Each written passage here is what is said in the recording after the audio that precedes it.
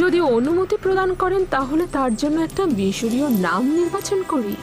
ওকে আমি তোমার জন্যই নিয়ে এসেছি। যদি অনুমতি প্রদান করেন তো ইউসুফের জন্য একটা মিশরীয় নাম প্রস্তাব করতে পারি। কি নাম? তোমার এক খোদার কসম দিচ্ছি, তোমার পরিচয় দিয়ে আমাকে শান্ত করো। তুমি অবশ্যই খোদাবন্দের কাছে প্রতিজ্ঞা করবে, এই কথা কাউকে বলবে না। আমি ইউসুফ ইবনে ইয়াকুব ইবনে ইসহাক ইবনে ইব্রাহিম। তুমি একজন পয়গম্বর, আমাকে ক্ষমা করো, আমি কি করছেন? পয়গম্বরকে চিনতে পারি। উঠুন। আমি মিশরের প্রিয় আলী জনাব পুতিফারের কাছে ক্ষমা প্রার্থনার আবেদন করছি। লেনদেনের তাগাদ করব। বিক্রয় করবার পূর্বেই তোমাদের এটা চিন্তা করা উচিত ছিল। এখন অনেক দেরি হয়ে গেছে। আমরা ইউসুফকে বিক্রি করব না, আর ওকে ছাড়া এখান থেকে যাবও না।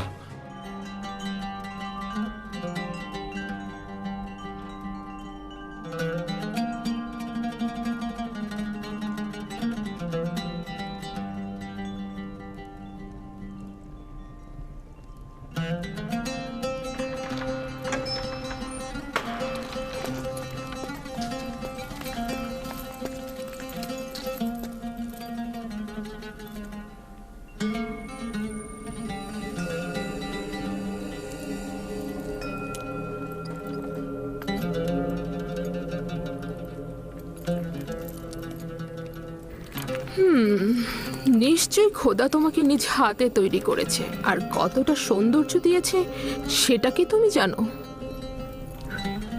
রাজমহলের তত্ত্বাবধায়ক হানিফারকে ডেকে আনা হোক।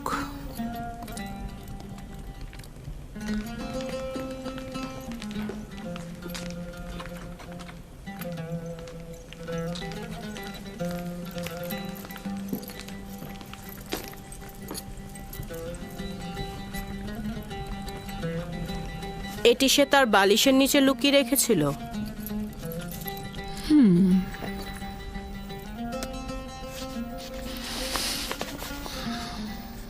আমার বানু, এটা ইউজারসিফকে কেনার সনদ।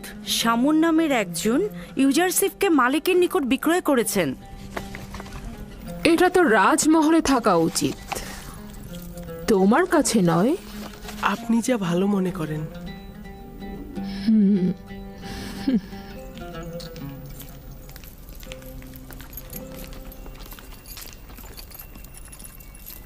বলুন আমার বানু। ইউজারসিফকে তোমার কাছে অর্পণ করলাম। আমি চাই তাকে যথার্থ প্রশিক্ষণ দেয়া হোক। রাজমহলের চালচলন এবং আচার ব্যবহার তাকে শিক্ষা দেয়া হোক। এ ব্যাপারে আপনার ওপর আমার যথেষ্ট বিশ্বাস রয়েছে। আপনি ইউজারসিফকে সঠিক শিক্ষা প্রদান করতে পারবেন।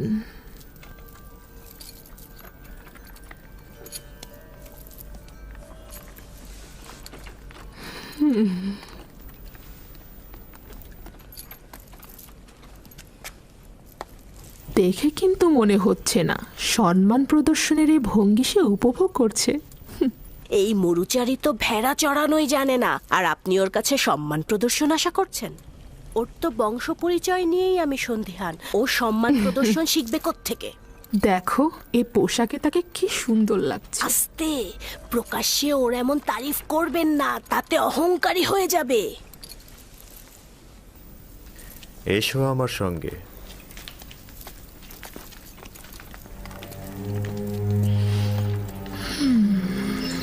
এতক্ষণ যে কামরাটিতে ছিলে সেটাতে বানু জুলেখা ও পুতিফারের একান্ত লোকজনই আসতে পারে। যখন তখন যে কেউ এই কামরায় ঢুকতে পারে না। এই কামরায় প্রবেশ করতে হলে তাকে অবশ্যই 7টি দরজা অতিক্রম করতে হবে। এই 7টি দরজা শক্তভাবে তালাবদ্ধ থাকে, আর তালাবদ্ধ অবস্থায় যে কেউ চাইলেই সেখানে প্রবেশ বা বাহির হতে পারে না। আর এই দরজাগুলোর চাবি শুধুমাত্র বানু জুলেখার কাছেই সংরক্ষিত থাকে। এই জায়গাটি হচ্ছে আমাদের রাজমহলের সবচেয়ে দৃষ্টিনন্দিত স্থান, আর এইখান থেকেই আমাদের প্রিয় মিশরের নীলনদ পর্যবেক্ষণ করা যায়। আর ওই পশ্চিমে মৃত ব্যক্তিদের দুনিয়াও দেখা যায় এখান থেকে। এসো আমার সাথে।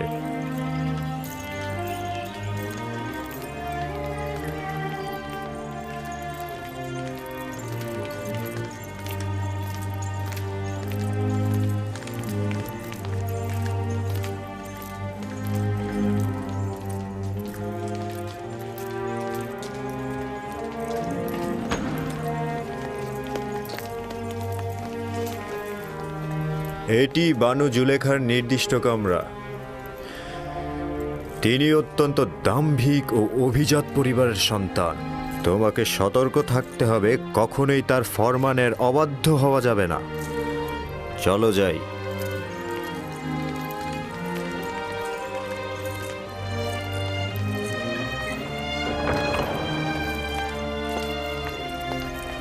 এটা জনাব পুতিফারের খাস বিশ্রামাগার ও কিতাবখানা।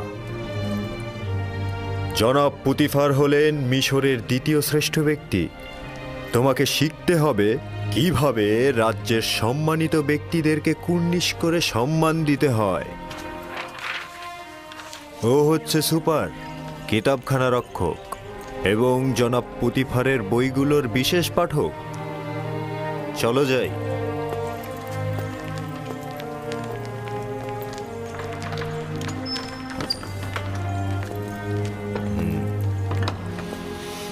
এই কক্ষটি হচ্ছে জনাব পুতিফার ও বানু জুলেখার আহার কক্ষ।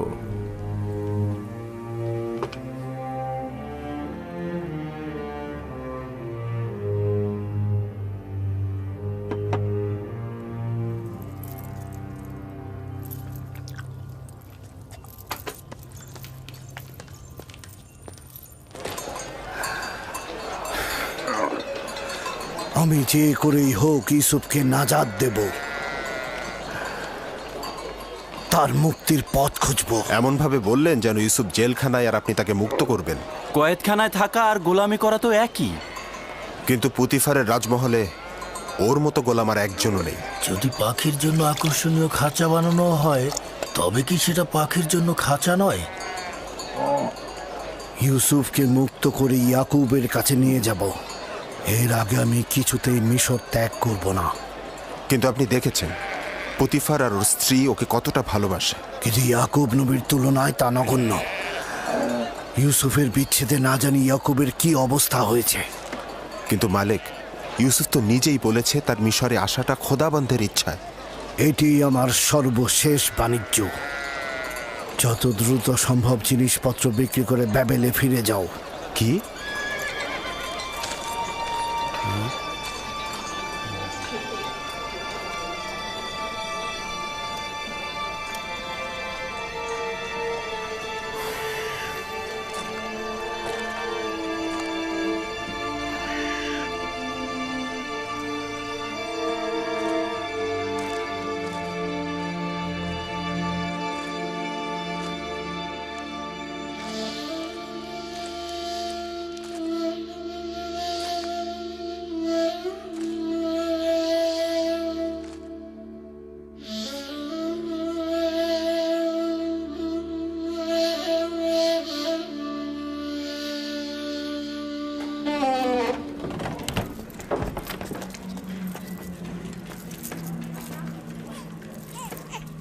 এটি খেদমতদার ও গোলামদের থাকবার জায়গা।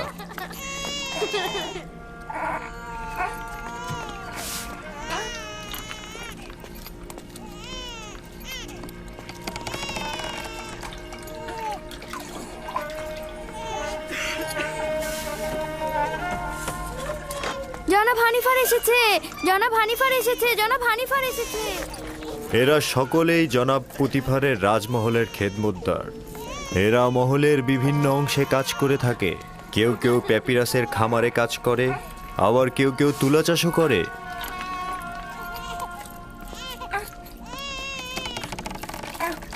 কিছু সংখ্যক পুরুষ এবং নারী এখন কর্মক্ষেত্রে রয়েছে। এখানকার প্রতিটি কামরায় একটি করে পরিবার বসবাস করতে পারে। তাদেরকে এত অসহায় দেখাচ্ছে কেন? জনাব পুতিফার কেন এদের দিকে নজর দেন না?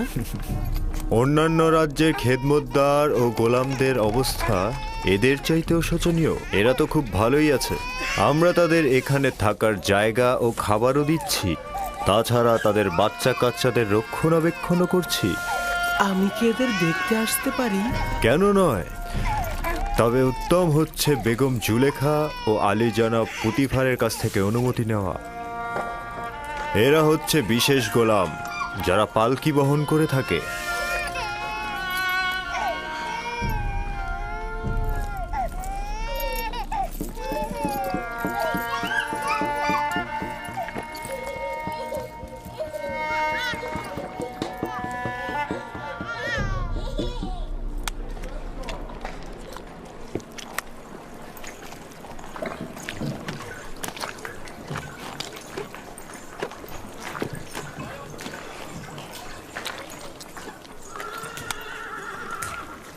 এখানে প্যাপিরাস থেকে লেখার কাগজ তৈরি হয়।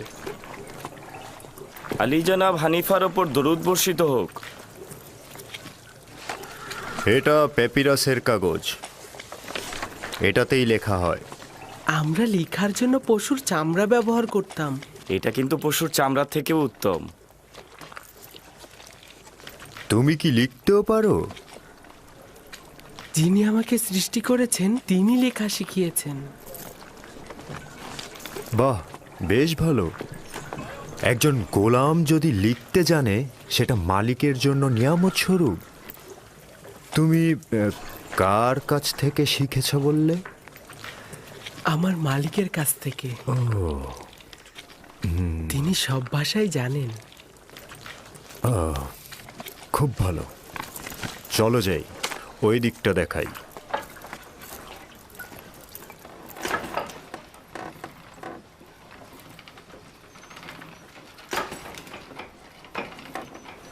এটি হলো কাতান বুননের স্থান।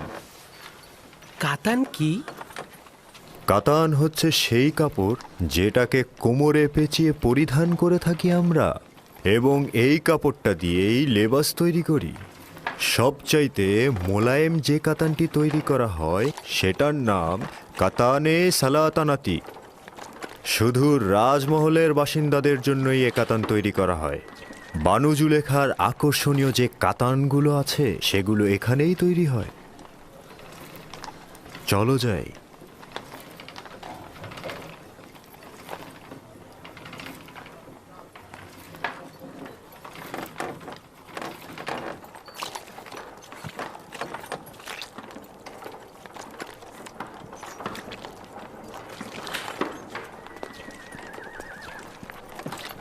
দেখছো, এখানে মাটির জিনিস তৈরি হয়। আলী জনাবের উপর দরুদ বর্ষিত হোক। সেদিন ঘোড়ার গাড়ির সঙ্গে লেগে পানি সরবরাহের কিছু পাইপ ভেঙে গেছে, সেগুলো বদলে ফেলবে। এই রকম হলে চলবে তো? হ্যাঁ হ্যাঁ, দ্রুত করবে। ঠিক আছে, চিন্তা করবেন না, সব সময় মতন হয়ে যাবে।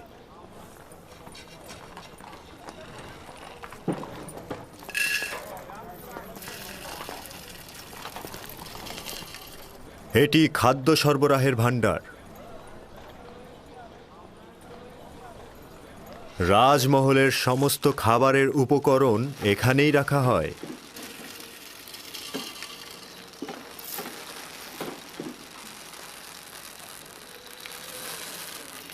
তোমার মন কোথায় পড়ে আছে? ঠিক মতো কাজ করো।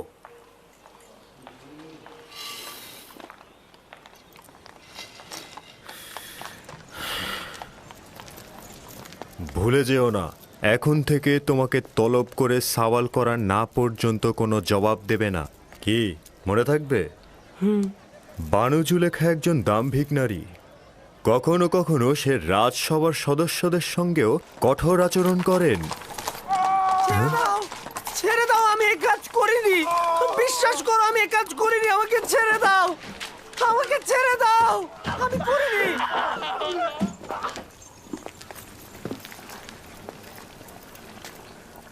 এটি রাজমহলের রান্নাঘর। বিভিন্ন ব্যক্তিদের জন্য এখানে হরেক রকমের রান্না করা হয়। গোলাম ও খেদমতদারের জন্য আলাদা খাবার, দায়িত্বশীল ব্যক্তি ও তত্ত্বাবধায়কদের জন্যও আলাদা খাবার, এবং জনাব পুতিফার ও বানু জুলেখার জন্য স্বতন্ত্র খাবার তৈরি করা হয়। কেন অনেক রকম খাবার তৈরি করা হয়? সকলের জন্য একরকম খাবার তৈরি করলেই তো হয়।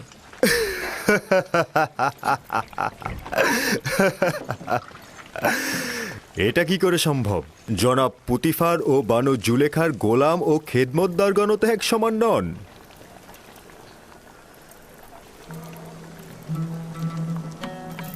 ও হচ্ছে ইউজারশিপ।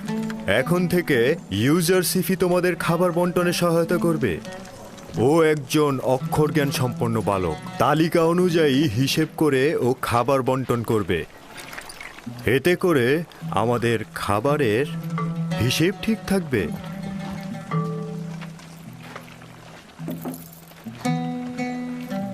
দেখেছো তোমাকে কত আগ্রহের সঙ্গে দেখছে, আর তোমার জন্যই এখানে জড়ো হয়েছে সবাই। তোমরা এখানে কি চাও? নিজেদের কাছে যাচ্ছ না কেন?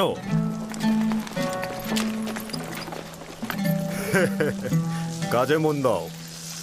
চলো ইউজারশিপ।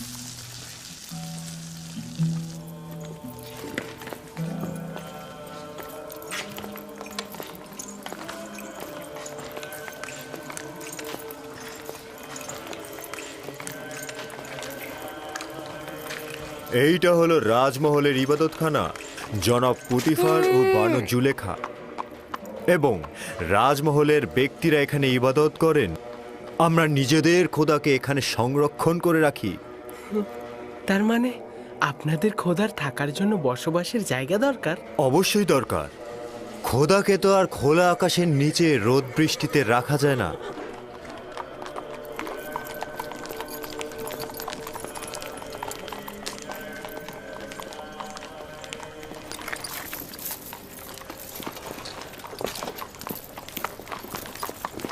জনাবে মহান হানিফারের উপর দরুদ।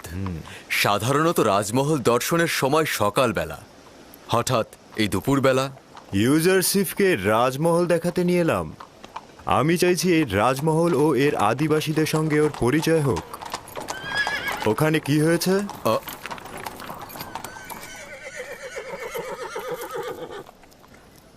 রাজমহল থেকে জোহর চুরি হয়েছে। এরা সকলেই রাজমহলের অভ্যন্তরীণ পাহারাদার। কেউ স্বীকার করছে না, কিন্তু একজন আরেকজনকে দোষ দিচ্ছে। তাই নাকি? চলো দেখছি ব্যাপারটা।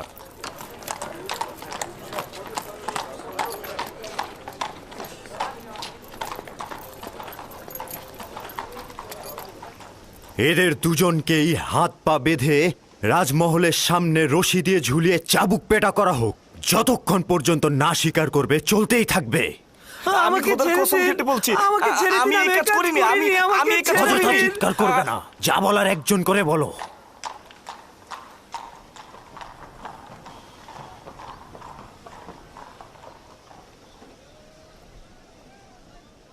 কিন্তু জনাব হানিফার, মহান খোদার কসম, আমি অপরাধী নই। সত্যি বলছি, আমি চুরি করিনি।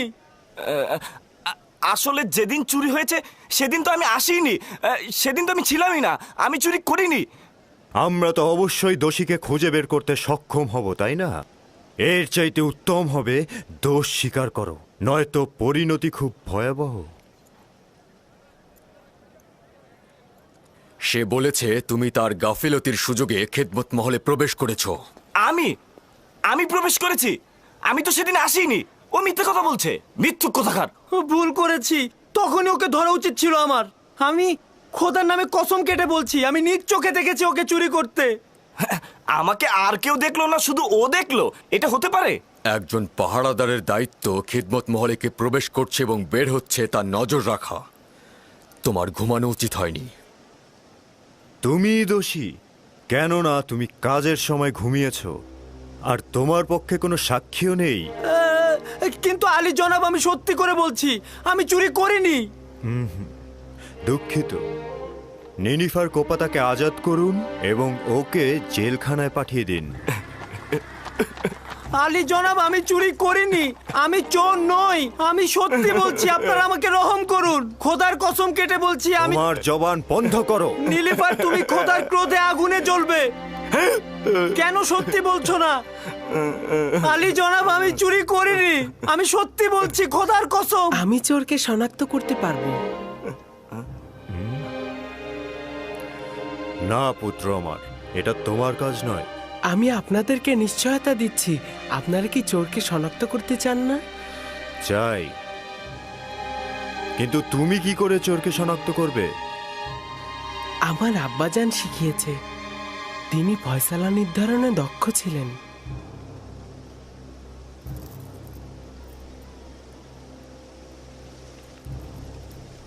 নিশ্চয়তা দিচ্ছ?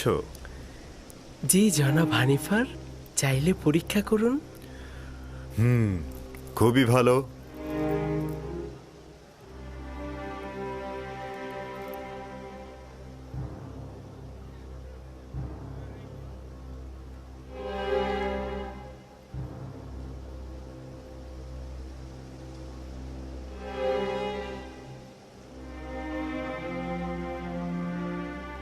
আমি জানি চোরকে।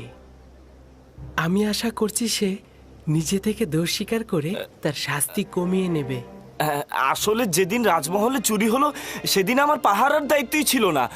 আমি তো সেদিন আসিনি। আমি যে চুরি করিনি এটার কোনো সাক্ষী নেই, তবে সত্যি করে বলছি আমি নিজ চোখে নীলিফারকে চুরি করতে দেখেছি, খোদার কসম। আমি গুনাহগার ব্যক্তিকে শনাক্ত করতে সক্ষম হয়েছি, আর কিছুক্ষণের মধ্যেই আমি তা প্রমাণ করে দেব। জনাব হানিফার, আমি চোরকে শনাক্ত করে ফেলেছি। আপনি অবশ্যই তার গর্দানটা কেটে ফেলবেন। আমি শুধু চাইছি তাকে শনাক্ত করতে। একবার শুধু শনাক্ত হোক। তাকে কোনরূপ ক্ষমা করা হবে না, শুধু শনাক্ত করুন। জনাব রুদামুন, এই দুজনকেই বাগিচার কাছে নতজানু করা হোক।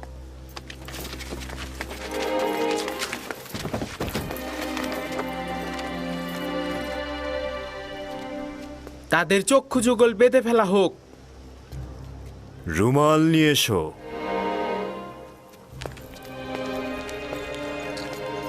তার হাত বেঁধে ফেলো।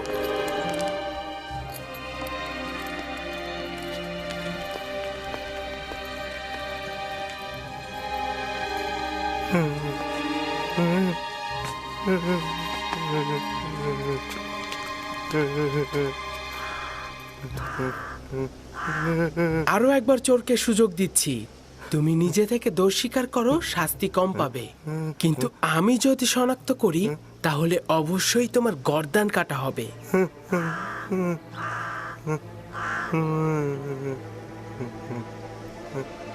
সেই চোর, আপনার তরবারি বের করুন।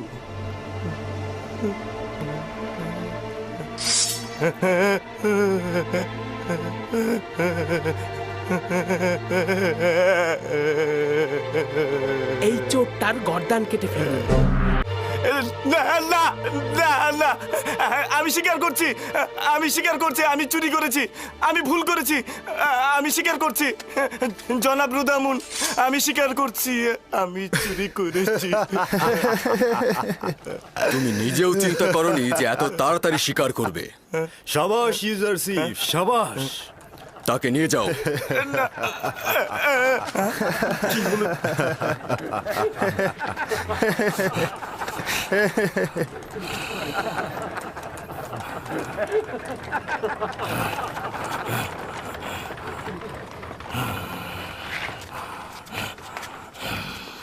শাবাশ পুত্র আমার, চিন্তিত ছিলাম।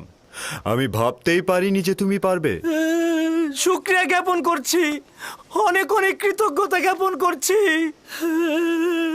আমি গুনাহ না করেও শাস্তি পেতে যাচ্ছিলাম। অনেক অনেক শুকরিয়া। তোমাকে দোষী করেই তোমার জীবন বাঁচানো হলো, তাছাড়া আসল চোরকে ধরতে পারতাম না। তুমিও একেবারে গুনাহীন নও, আর একবার যদি দায়িত্বের অবহেলা করো তাহলে কঠিন শাস্তি প্রদান করা হবে। আজ্ঞা শিরোধার্য, এরকম আর হবে না। শুকরিয়া, শুকরিয়া। খুবই ভালো পুত্র আমার, চলো যাই, আমার সঙ্গে এসো। কি দারুণ বুদ্ধি রে বাবা। এই দেখলে কিভাবে চোরটাকে ফাঁদে ফেললো?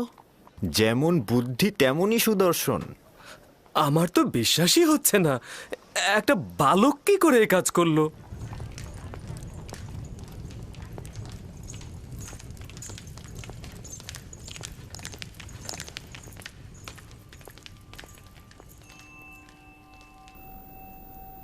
সে তো ভেবেছিল আমরা তার শিরচ্ছেদ করছি। সঙ্গে সঙ্গে সে তার জায়গা থেকে উঠে দাঁড়ালো এবং গুনাহ স্বীকার করে নিল। সে তো ভয়ে বলতে থাকলো যে না না, শিরচ্ছেদ করো না, গুনাহ আমি করেছি, আমি চুরি করেছি, আমি আমার দোষ স্বীকার করছি। ইউজারশিপের এই চতুরতা দেখে সবাই তো একদম অবাক হয়ে গেল। কেউ তো চিন্তাও করতে পারেনি তার মতো একটা বালক এত তীক্ষ্ণ বুদ্ধি সম্পন্ন। আমি অবশ্যই জনাব পুতিফারের কাছে এই মূল্যবান হাদিয়ার জন্য শুকরিয়া জ্ঞাপন করব। ইউজারশিপ খুব বুদ্ধিমান এবং অক্ষর জ্ঞান সম্পন্ন বালক। আজ থেকে কেউ অতিরিক্ত খাবার নিতে পারবে না। যার যতটুকু দরকার ততটুকুই হিসেব করে খাবার বিতরণ করবে সে। একজন অক্ষর জ্ঞান সম্পন্ন গোলাম তার মালিকের কাছে নিয়ামত স্বরূপ। ইউজারসিফের বিশ্রামাগার কোথায় নির্ধারণ করেছেন? এখনো সিদ্ধান্ত গ্রহণ করিনি। গোলামদের থাকার জন্য নির্ধারিত স্থান রয়েছে, এখানে সিদ্ধান্তের কি দরকার? না, গোলামখানায় নয়, এখানেই রাজমহলের মধ্যে, যা গতরাতে নির্ধারণ করা হয়েছে। ইউজারসিফ, তুমি কি রাজি আছো? শুক্রিয়া জ্ঞাপন করছি। যদি অনুমতি দান করেন, আমার শোবার জায়গা রাজমহলের গোলামদের মধ্যে হলে উত্তম হবে। আমি বলবো তুমি কোথায় এবং কাদের সাথে জীবন গড়বে। বুঝতে পেরেছ? জি। বানু, রাজমহলে একজন গোলামের উপস্থিতি নিয়মের বরখেলাপ। এতে করে অন্যান্য গোলামরা ঈর্ষান্বিত হয়ে উঠতে পারে। যখন আমি এবং এই মহলের প্রভু পুতিফার তার প্রতি আকৃষ্ট হয়েছি, তখন আর কারো হক নেই তার প্রতি দৃষ্টি দেওয়ার।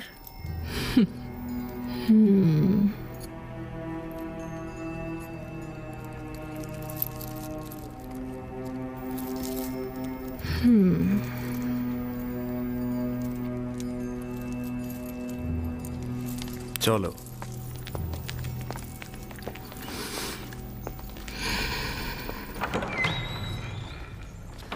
ইউজারসিফ, পুত্র আমার কোনো পুত্র সন্তান নেই। আমাকে তোমার পিতার ন্যায় জানবে এবং যে কোনো মুশকিলে আমাকে স্মরণ করবে। শুক্রিয়া জ্ঞাপন করছি।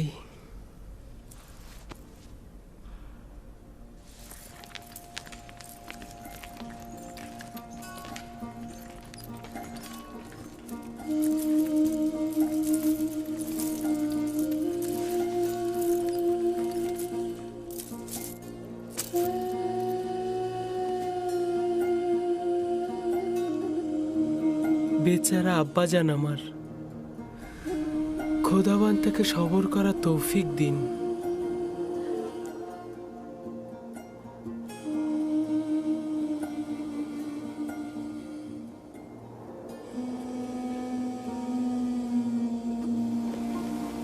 হে কানানের নেকড়ের পাল, তোমাদের বলছি, হে কানানের সমস্ত নেকড়ের পাল, তোমরা নিশ্চুপ কেন? আব্বাজান, নেকড়িগুলো কি কথা বলতে পারে?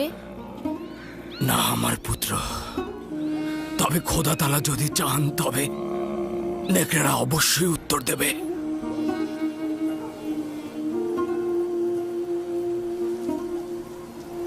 দেখো দেখো আমার পুত্র, ওই যে একটা নেকড়ে, দেখো ওরা আসছে।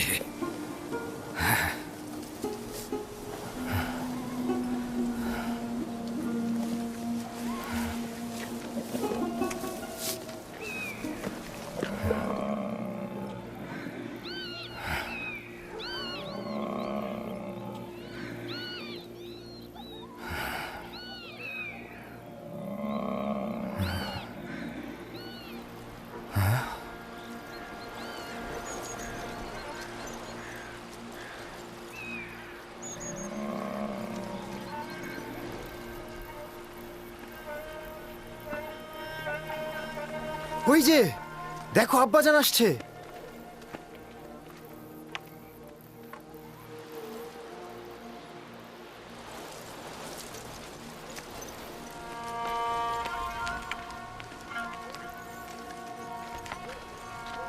এখনো বলো, তোমরা তোমাদের ভাইয়ের সাথে কি করেছো?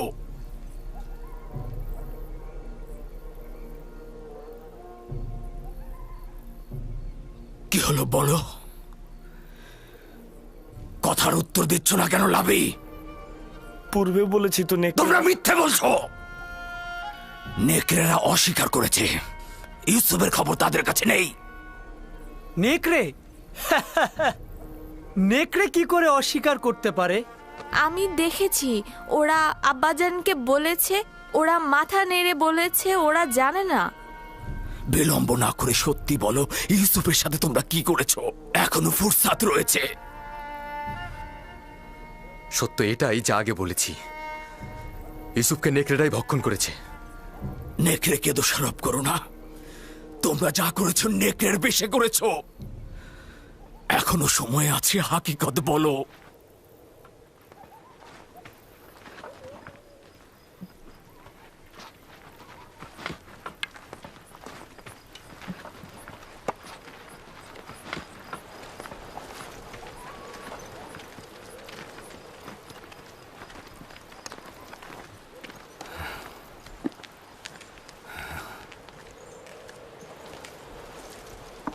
খোদা তারা সবাইকে তওবা পড়া ফুরসাত দেন না। এখনো সময় রয়েছে, তোমরা তওবা পড়ে গুনাহ কবুল করো।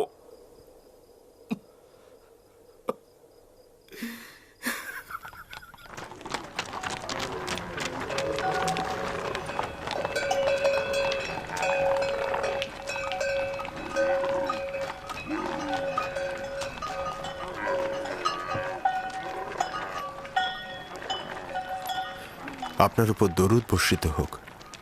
আশা করি আবার দেখা হবে। খোদা হাফেজ। খোদা হাফেজ।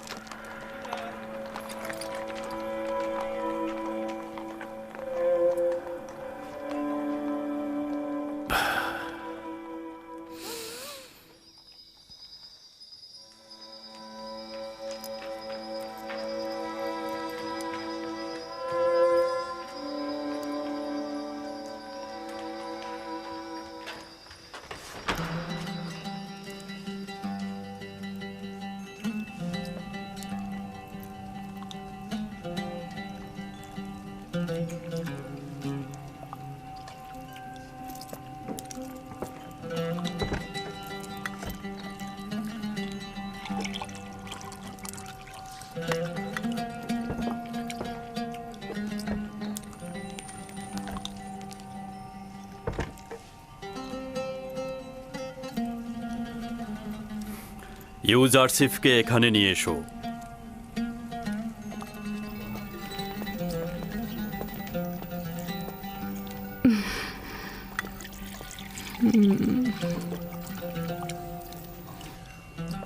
এতদিন তোমার সঙ্গে জীবনযাপন করে আমি উপলব্ধি করলাম যে আমি কখনো সন্তানের অধিকারী হব না।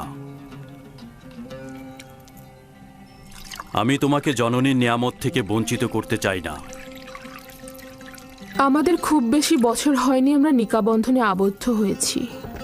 কে জানে ভবিষ্যতে আমরা সন্তানের অধিকারী হতেও পারি। পূর্বে থেকেই জনাব পুতিফারের প্রতি আমার ভালোবাসার সন্তান না থাকার কারণে নয়, বুঝতেই পারছেন। তোমার মহব্বতের প্রতি আমার বিন্দুমাত্র সন্দেহ নেই। আমি ইউজারশিফকে ঠিক এই কারণেই তোমার কাছে অর্পণ করেছি। আমি জানি এরকম একটা সন্তান তুমি যদি পাও তবে তুমি এতে অবশ্যই আনন্দিত হবে। কোনো কিছুই আপনার মহব্বতের তুলনায় আমাকে আনন্দিত করবে না। ইউজারশিফকে আমি আপনার হাদিয়ার ন্যায় মহব্বত করব।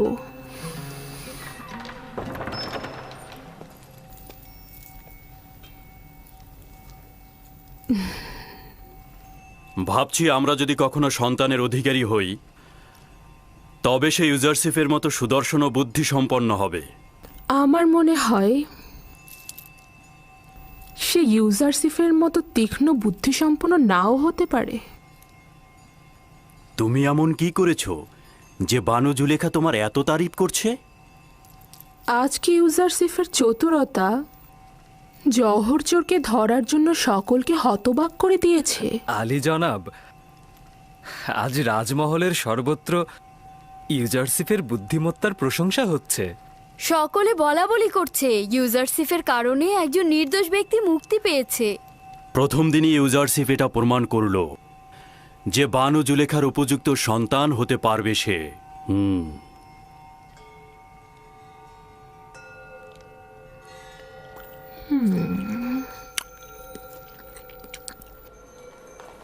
আমি নিজে শুনেছি ইউজারশিফকে সন্তান হিসেবে গ্রহণ করার সিদ্ধান্ত হয়েছে। তাই নাকি? জুলেখা কি সত্যি সত্যি এই সিদ্ধান্ত মেনে নিয়েছে? না, মুখে কিছু বলেনি, তবে রাজি আছে মনে হলো।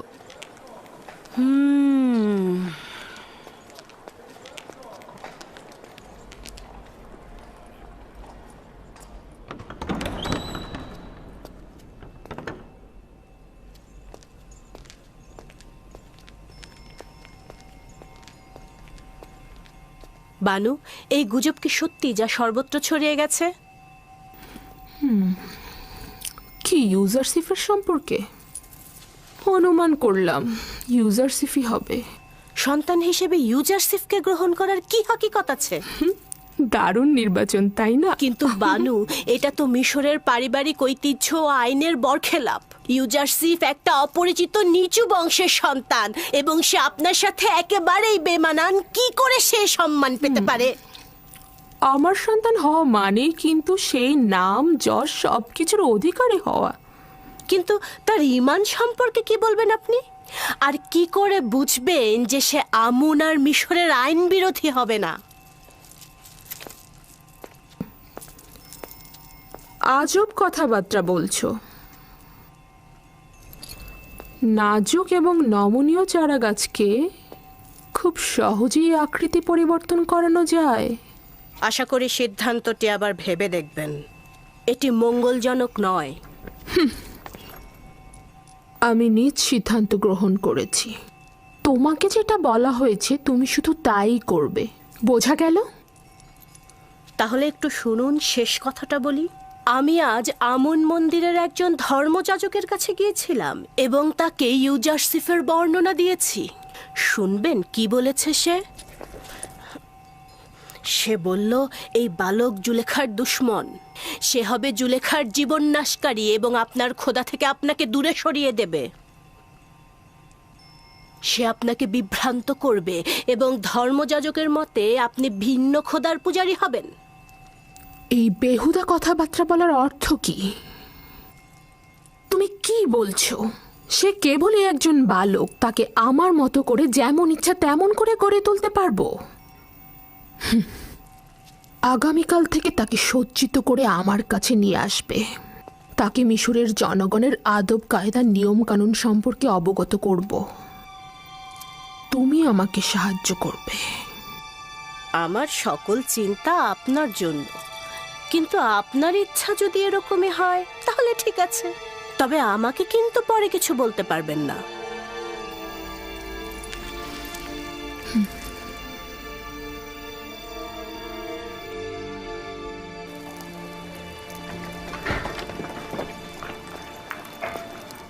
জনাব পুতিফারের খাবার নিতে এসেছি। হয়েছে? ইউজারসিফ না আসা পর্যন্ত খাবার দেওয়া হবে না। ইউজারসিফকে খাবারের দায়িত্ব দেওয়া হয়েছে। ইউজারসিফ খুব ভাগ্যবান একটা ছেলে। ওকে পুতিফার ও জুলেখা চাচ্ছে নিজের সন্তান হিসেবে স্বীকৃতি দিতে।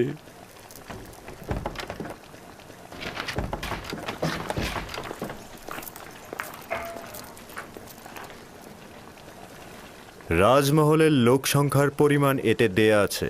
ইউজারসিফ নাও। ও যাকে যতটুকু খাবার দিতে বলবে সেই মোতাবেক খাবার বিতরণ করবে।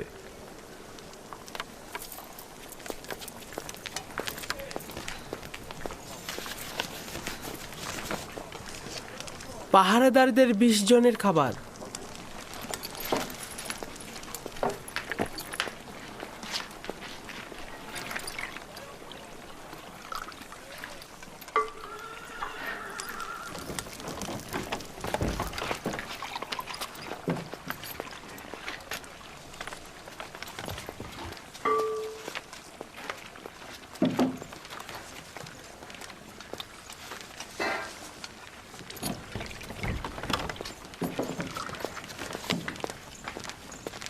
পুরোহিত 20 জন।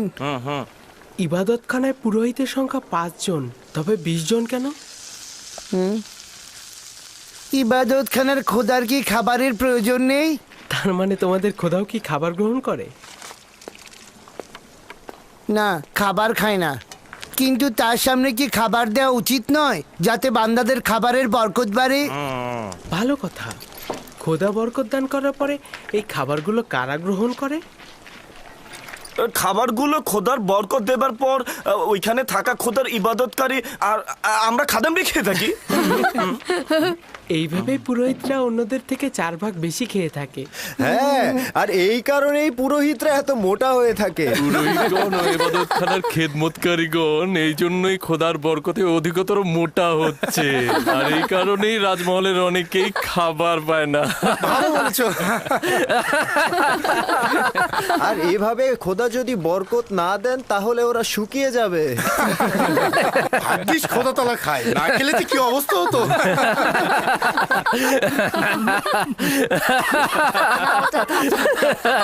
অনেক হয়েছে। তোমরা যদি ইবাদতখানার খাদেমের কাছে লজ্জিত না হও, তবে অন্তত খোদার কাছে তো লজ্জিত হও। চলো।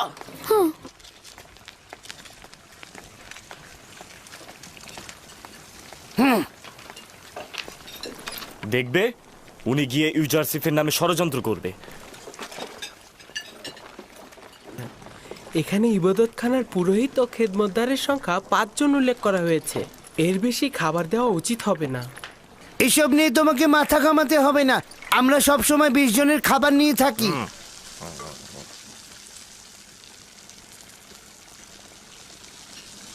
আজ যতটুকু চায় ততটুকু দিয়ে দিন, জনাব হানিফার এর সমাধান করবেন।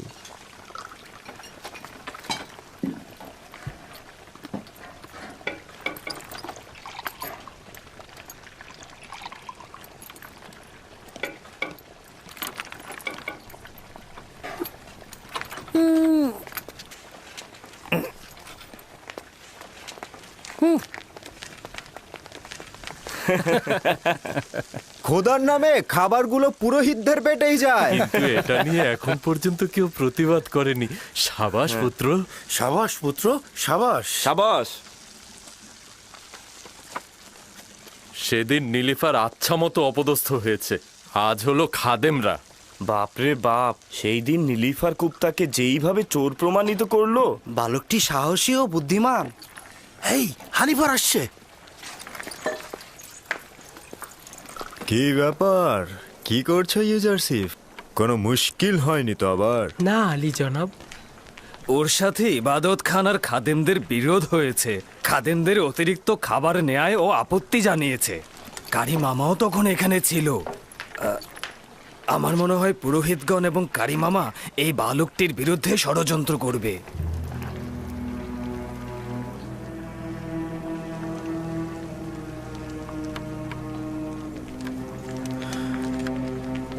আলী জনাবের খাবার প্রস্তুত হয়েছে? হ্যাঁ আলী জনাব। নিয়ে এসো।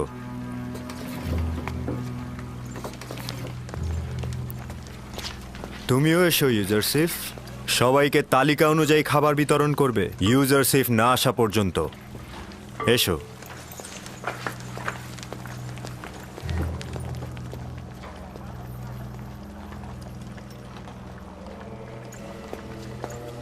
আপনি তো ছিলেন না, তাই জানেন না রাজমহলের কর্মচারীরা কি করে হাসছিল।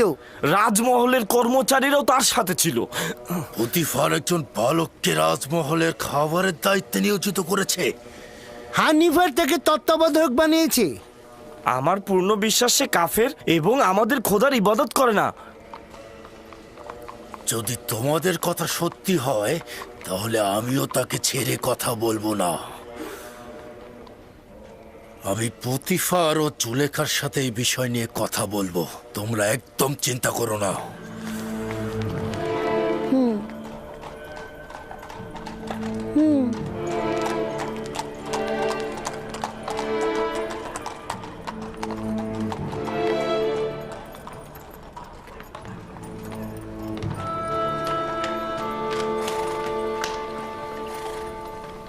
ইউজারসিফ, ইউজারসিফ, তোমার সঙ্গে কথা আছে। মেনিসাপু, কি হয়েছে? এখানে কি করছো? তুমি আমাদের খোদার ইবাদত করো না কেন? তুমি কি কাফের? তোমার উদ্দেশ্যটা কি? পুরোহিত মেঙ্গি পুরোহিত খুপুকে বলছিল যে তুমি নাকি কাফের, আর এটা যদি প্রমাণিত হয় তবে তারা তোমাকে জীবিত রাখবে না। যদি আমার খোদা না চায় তাহলে কোনো কিছুই হবে না। তার মানে কি তুমি সত্যি সত্যি কাফের? তোমাকে নিশ্চয়তা দিচ্ছি আমি কাফের নই, আমি খোদার ইবাদতকারী। তার মানে কোন খোদা? তোমার খোদা, আমার খোদা, আমাদের সকলের খোদা। খুবই ভালো, যাক আমি শান্তি পেলাম। তুমি কি জানো খোদা তাআলা তোমাকে নাজাতের জন্য আমাকে পাঠিয়েছে? আমাকে কিছু বললে? না না, আমি নিজের সঙ্গেই কথা বলছিলাম। কিছু হয়নি, তুমি যাও। এসো আমরা খেলা করি। আচ্ছা ঠিক আছে, আমি আসছি।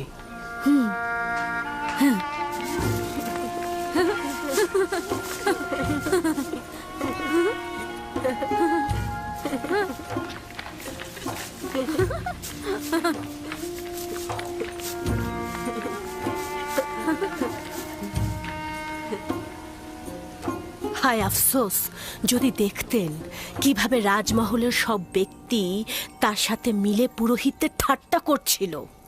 কিভাবে একজন বালক ইবাদতখানার পুরোহিতগণের ঠাট্টা এবং উপহাসের কারণ হলো? কারণ ও প্রতীকীভাবে বলছিল পুরোহিতগণ খোদার নামে খাদ্য সংগ্রহ করে নিজেরাই তা ভক্ষণ করে।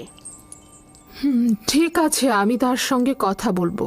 আমার সন্দেহ অমূলক নয়। সে আমুন কেন কোনো খোদাকেই পূজা করে না। জনাব পুতিফার আপনার জন্য অপেক্ষা করছে। দুপুরের খাবারের সময় হয়েছে। বানু, এই বালকটার দিকে নজর রাখা প্রয়োজন। যদি ইবাদতখানার মালিক ক্রোধান্বিত হয় তাহলে তার সাথে সাথে আমরাও বিপদে পড়ব।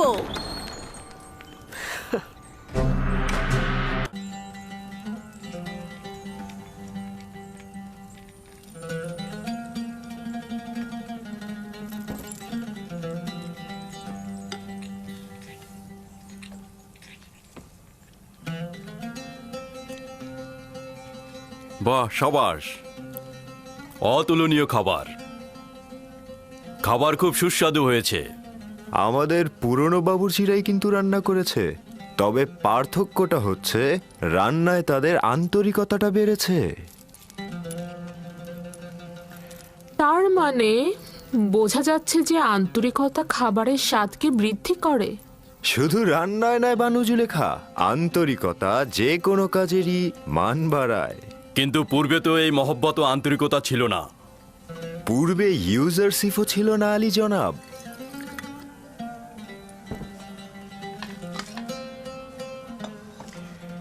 ইউজারশিফ, তুমি জাদুশাস্ত্র জানো নাকি? সবাইকে একেবারে মোহিত করে ফেলছো। জাদুশাস্ত্র? না বানু, এইটা কি? সে কাজকে ভালোবাসতে জানে, তার জাদু শেখার কোনো প্রয়োজনই নেই। আগামীকাল থেকে ইউজারশিপ রান্নাঘরের দায়িত্বের পাশাপাশি আমাদের খাবারের দায়িত্ব পালন করবে।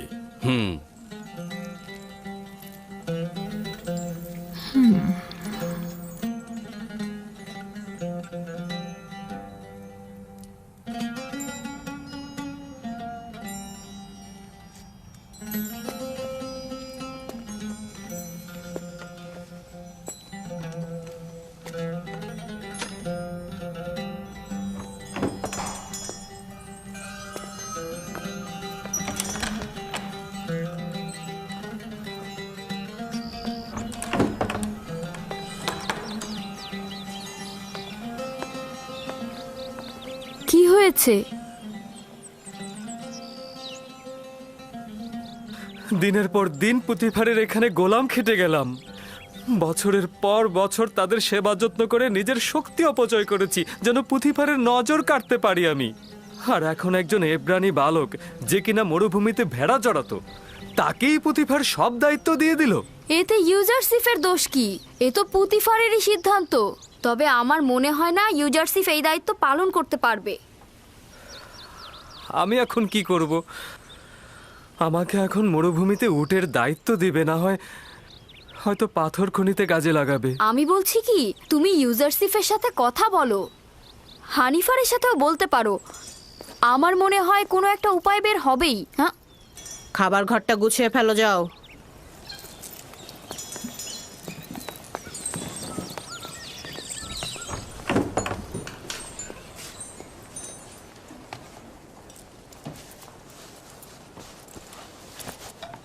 কি ওখানে ওভাবে দাঁড়িয়ে থাকবে নাকি? আমাদের একটু সাহায্য করো। এখন থেকে পুতিফারের দস্তরখানার দায়িত্ব এই ইউজারশিফের। আমার অধিকার নেই হস্তক্ষেপ করার। তুমি কি আমার উপরে রেগে আছো? মনে হচ্ছে তুমি কিছুই জানো না। তোমার কারণেই তো সব নষ্ট হয়ে গেল। হায় আফসোস, কত দিন ধরে চেষ্টা করেছি খানসামার জায়গায় পৌঁছাতে। এখন সম্ভবত ওকে কোনো শস্য খামারে পাঠানো হবে অথবা পাথরের খনিতে।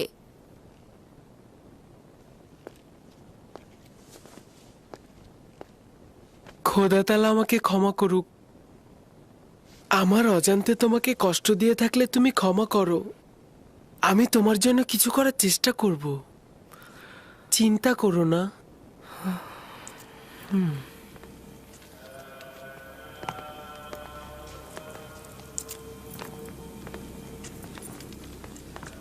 বানু জুলেখা আসছে আলী জনাব।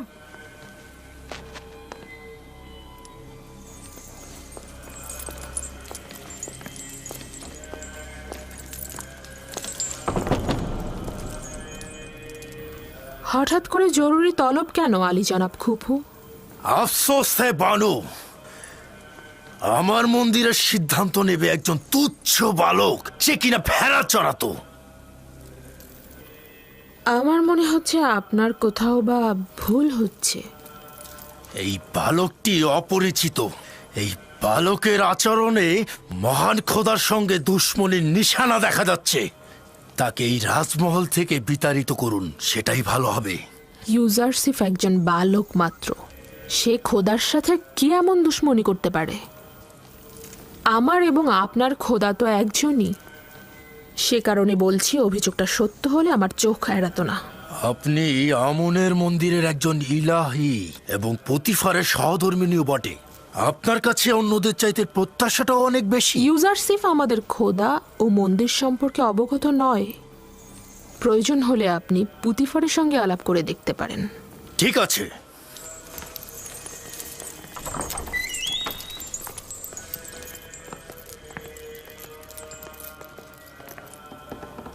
আলী জনাব, আপনি কি সিদ্ধান্ত নিয়েছেন যে একজন বালক রাজমহলের খাবার বন্টনের দায়িত্ব নেবেন?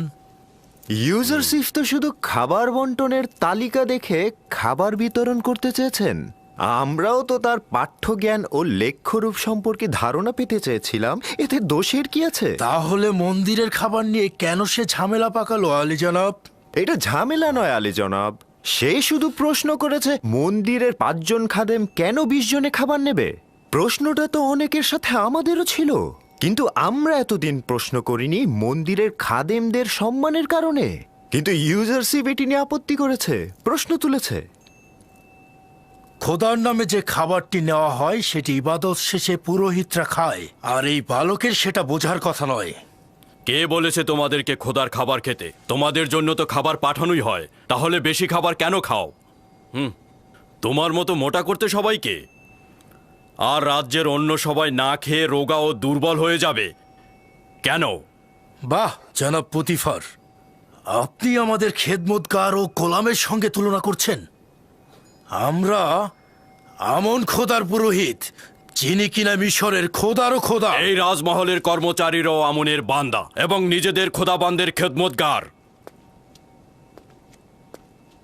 পার্থক্য এই যে রাজমহলের কর্মচারীগণ নিজেদের খোদাবানদের জন্য কষ্ট সহিষ্ণু কাজ করে থাকে, কিন্তু মন্দিরের খাদেমগণ তাদের নিজেদের খোদার জন্য কিছুই করেন না,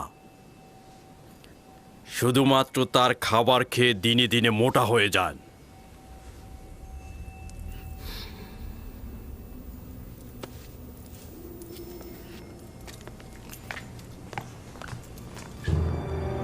শুনুন তবে, আমি এই অবজ্ঞার সংবাদ আমন মন্দিরের মহান পুরোহিত অজ্ঞামোহরের কাছে পৌঁছে দেব।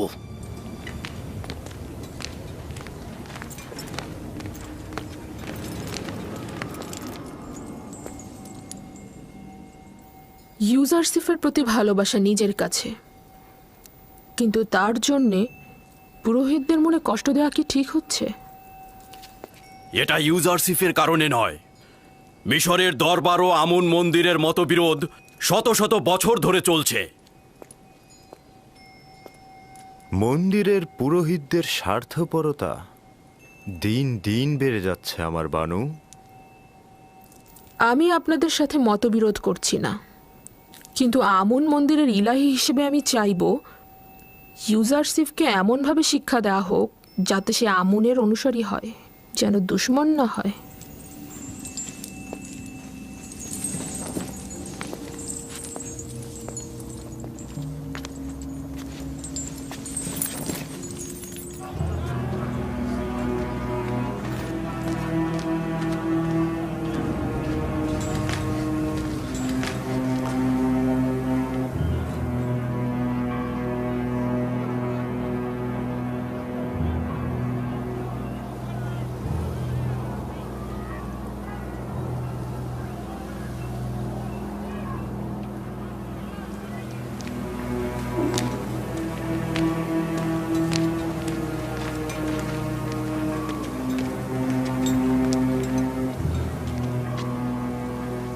তরুদ, আমন মন্দিরের মহান পুরোহিত আলী জনাব অজ্ঞামোহর।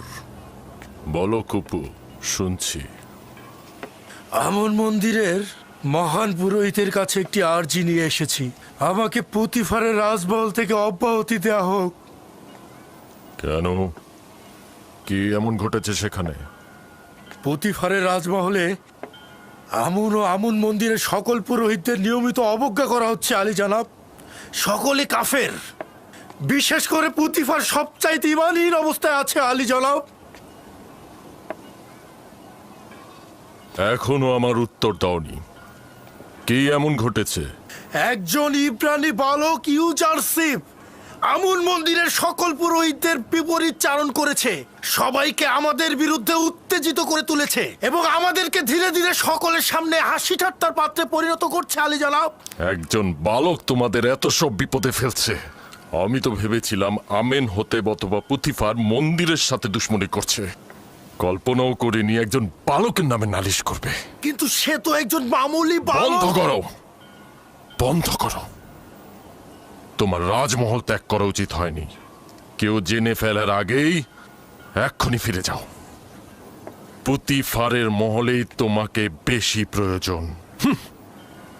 আমরা মিশরের প্রতাপশালী রাজাধিরাজ আমেন হতেবের উৎখাতের প্রতীক্ষায় আছি। আর এই সময় কিনা এক মহান পুরোহিত এক নগণ্য বালকের মোকাবেলায় পরাজিত হয়ে মাথা নিচু করে পালিয়ে এসেছে। লজ্জা করছে না তোমার? যাও, যাও এখান থেকে।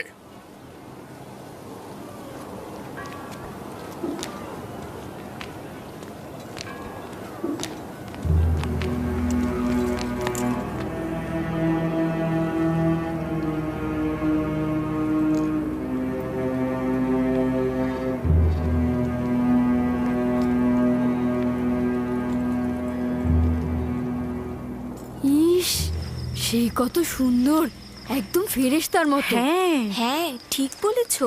আর কি সুন্দর গায়ের রং, কি সুন্দর চোখ। একে তো আগে কখনো দেখিনি। বালক, এত সুন্দর বালক আমি আমার জীবনেও দেখিনি। ও কবে এসেছে? ঠিক বলেছো, আমিও কোনোদিন দেখিনি। ও মা, দাঁড়িয়ে দাঁড়িয়ে কি দেখছো? খাবার নেবে না?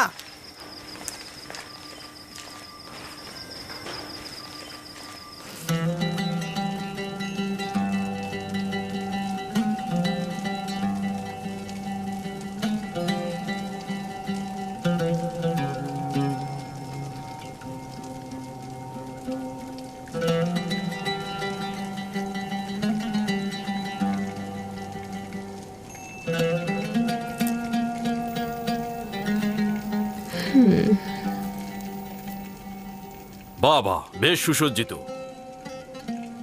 নিশ্চয়ই তুমি করেছো ইউজারসিফ। আমাকে স্বামিনী শিখিয়েছে। ইউজারসিফ অত্যন্ত তীক্ষ্ণ বুদ্ধি সম্পন্ন। ইউজারসিফের এই সৌন্দর্য বোধ অবাক করার মতো। ইউজারসিফের এই সৌন্দর্য, জ্ঞান ও রুচিবোধ আমাকে সত্যিই একেবারে বিমোহিত করে ফেলেছে। বাবা, খুব সুগন্ধ আসছে। অনেক শুক্রিয়া ইউজারসিফ। তুমি কি গল্পের বই থেকে কিচ্ছা শিখেছো? হ্যাঁ শিখেছি, তবে আমার আব্বাজানের কাছ থেকে বেশি শিখেছি। তুমি আজকে রাত থেকে আমাকে গল্প শোনাবে, ঠিক আছে? গল্প? জনাবে পুতিফার সব সময় ঘুমানোর আগে কিচ্ছা শোনেন, না হলে তার ঘুম পায় না। এখন যে আমাকে গল্প শোনায় তার গল্প আর ভালো লাগছে না।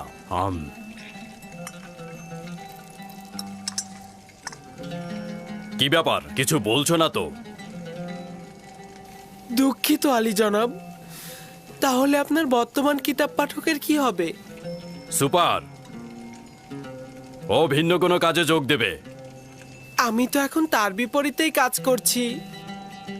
এর জন্য সে অনেক কষ্ট পাচ্ছে আলী জনাব। এর কারণে আমারও অনেক কষ্ট হচ্ছে। আমি তাকে আর কষ্ট দিতে পারবো না। তোমার কল্পের দয়া ও মমতা আমাকে মুগ্ধ করেছে। তুমি বলতে চাচ্ছ সুপারকে আমি উত্তম কোনো পেশায় নিয়োজিত করব, এই তো? আপনি চাইলে তাদের পূর্বের চাকরি ফিরিয়ে দিতে পারেন। আমি চাই না আমার কারণে কেউ কষ্ট পাক। আমি কাউকেই কষ্ট দিতে পারবো না। চিন্তা করো না, হানিফারকে আমি বলে দেব সুপারকে যেন উত্তম কোনো কাজে নিয়োজিত করে, ঠিক আছে? আজ থেকে তুমি আমার কিতাবখানা সংরক্ষক ও কিতাব পাঠক। জনাব পুতিফার, ইউজারসিফকে কিন্তু আমাকে হাদিয়া হিসেবে দিয়েছিলেন, মনে আছে তো? আমাকে হাদিয়া দিয়ে তার কার্য নিজে উপভোগ করছেন। যদি তুমি সম্মতি না দাও তাহলে ইউজারসিফকে কোনো কাজে নিয়োগ করব না। আমার অভিপ্রায় ছিল মজা করা। ইউজারসিফ তাই করবে যা এই মহলের খোদাবন চাইবেন। তার উচিত হবে সবসময় আপনার প্রতি কৃতজ্ঞতা জ্ঞাপন করা এবং কখনোই মেহেরবানির অপব্যবহার না করা। আমি সর্বদাময় নিজের জাহাপানা খোদাবন্দের কাছে কৃতজ্ঞ থাকব।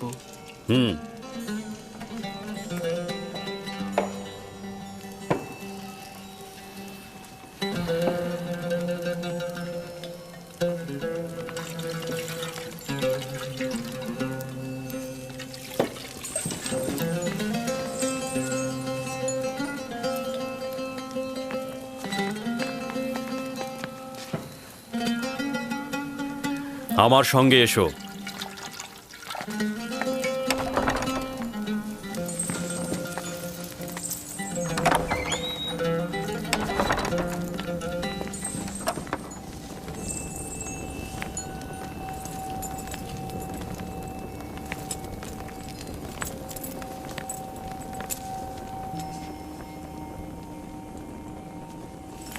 এটি অমূল্য রত্ন ভাণ্ডার।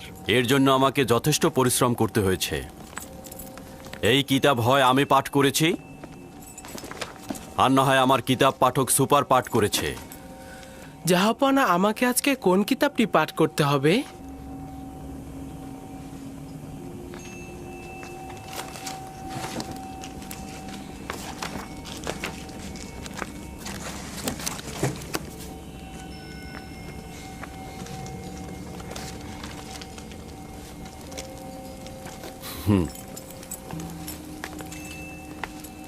আজ রাতে এই কিতাবটি আমার জন্য পাঠ করো। এটি এমন একটি কিতাব যেখানে মিশরের ভবিষ্যৎ সম্পর্কে ইশারা করা হয়েছে।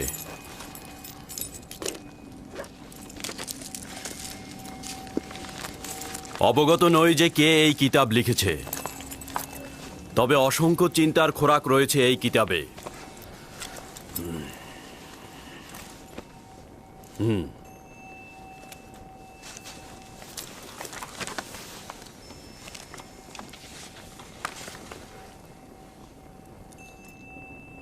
মিশরের ক্ষমতা চিরস্থায়ী নয়, শাসনের জুলুম চিরকাল থাকবে না।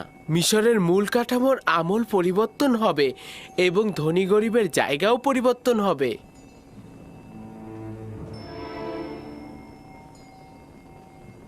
ভিন্ন ধারা প্রতিষ্ঠায় রক্তক্ষয়ী কলহ সৃষ্টি হবে। বৃত্তশালীগণ তাদের প্রাসাদ থেকে বঞ্চিত হবে। আমন খোদা তার পূজার্চনা হারাবে এবং শক্তিশালী খোদা আসবে। হুকুমত জনগণের মধ্যে চলে আসবে এবং শক্তিশালী খোদার ইবাদত হবে। আমিও ধারণা করছি এই কিতাবের বাণী বাস্তব ক্ষেত্রে রূপায়িত হবে।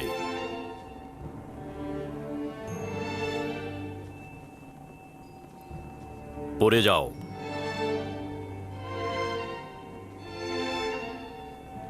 কি চিন্তা করছি ইউজারসিফ?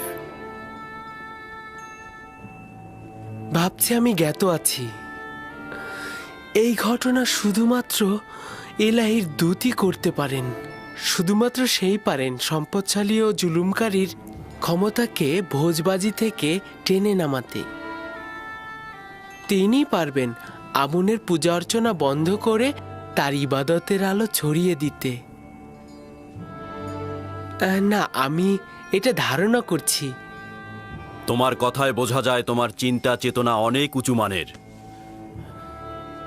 এগুলো কোথা থেকে জেনেছো?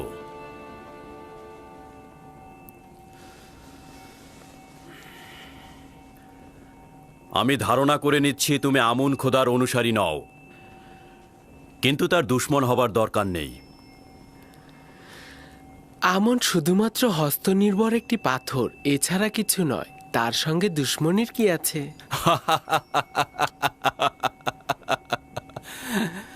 তুমি তো দেখছি আমুনকে খোদা হিসাবে মানুই না, আবার দুশ্মনের উপযুক্ত মনে করো না। যদি মহামান্য পুরোহিত অজ্ঞামোহর তোমার কথা শোনে তাহলে নিজেই নিজের শ্বাসনালী চেপে ধরবে।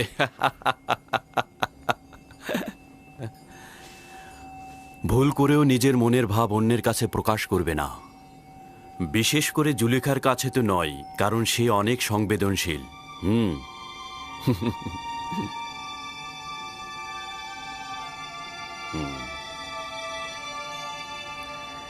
আলী জনাব, আমি জানতে পারি কি জাহাপানা কিসের অর্চনা করেন? পূর্বে সেও আমনের পূজারী ছিলেন, কিন্তু এখন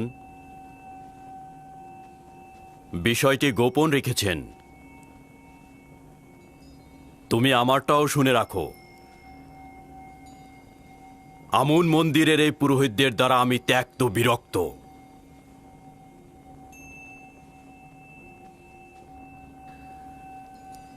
এই বিরক্তির কারণ কি জানতে পারি জাহাপানা? এই মন্দিরের প্রভু দাম্ভিক ও স্বার্থান্বেষী। তারা মিশরের স্বার্থের চাইতে নিজেদের স্বার্থ নিয়ে বেশি চিন্তা করে। যাক, বাদ দাও, আজকে আর পড়তে হবে না। যাও, বিশ্রাম করো।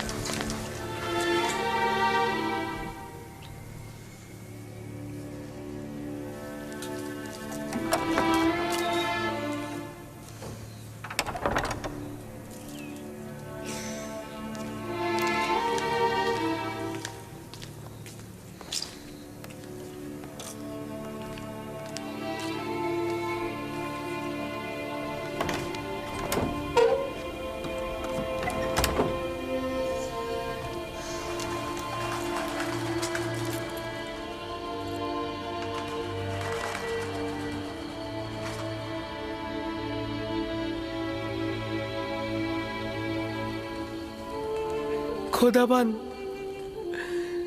সকল বন্ধুদের জন্য শুভকামনা করছি। খোদাবান, পুতিফার, বানু জুলেখা, হানিফার, মেনিসাবু সহ সকলকে হেদায়েত করো। খোদাবান, আমার মা জননীর রুহের মাগফিরাত কামনা করছি। খোদাবান, আমার মা জননীর রুহের মাগফিরাত কামনা করছি।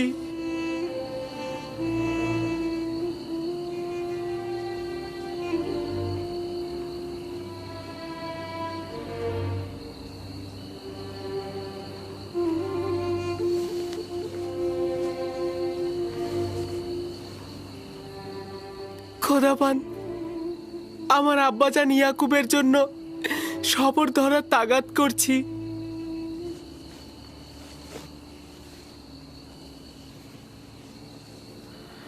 এই পিরানটি পরিধান করো আমার আব্বাজান। কিন্তু এই জামা তো আমার অনেক বড় হবে। তুমি এটা পরিধান করো, দেখবে সঠিক মাপই রয়েছে। এটা পরার যার যোগ্যতা রয়েছে সে যদি এটা পরে তাহলে পিরানটি তার মাপেরই হয়ে যাবে। জানি বিচ্ছেদের দরদ খুবই কষ্টের, তাকে আমাকে ভুলতে সহযোগিতা করো।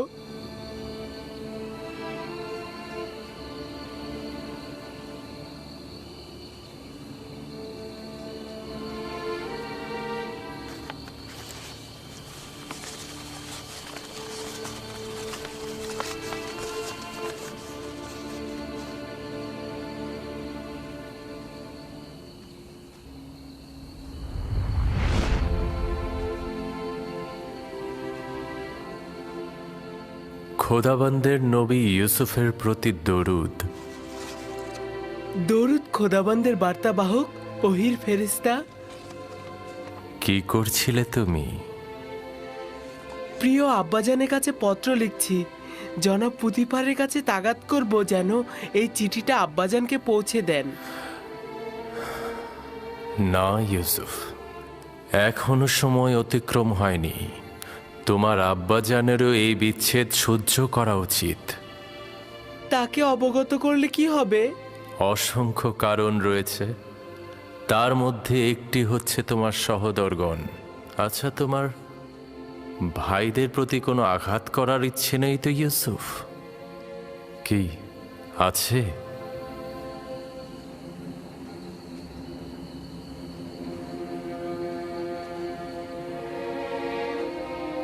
না না না, যদি আব্বাজান জানতে পারে তাহলে তাদের অভিশাপ দেবে। আব্বাজানের অভিশাপে ভাইজানেরা ধ্বংস হয়ে যাবে। না না না, আমি আমার ভাইদের কষ্ট সহ্য করতে পারবো না।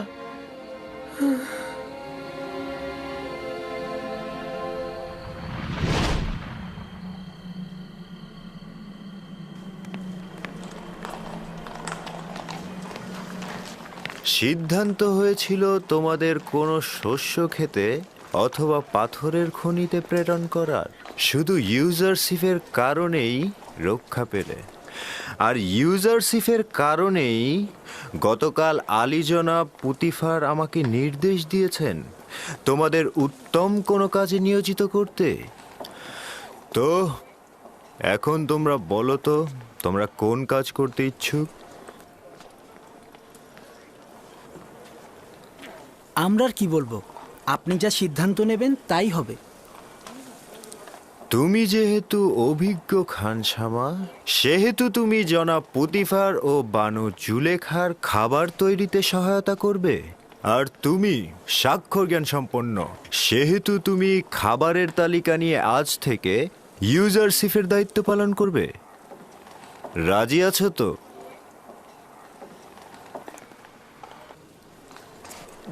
জনাব তত্ত্বাবধায়কের নিকট অনেক অনেক ধন্যবাদ ও শুক্রিয়া আদায় করছি। আমাকে নয়, ইউজারশিপকে শুক্রিয়া বলো।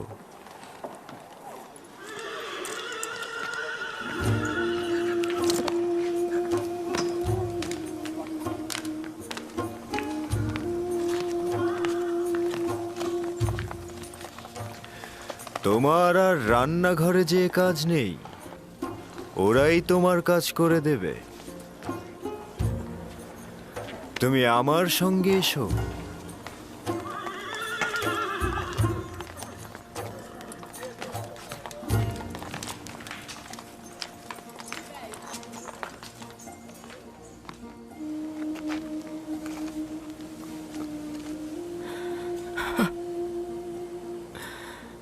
রাহেল,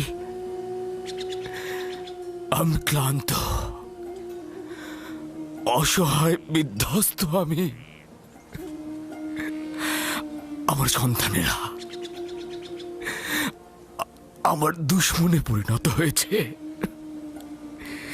তারা আমানতের খেয়ানত করেছে,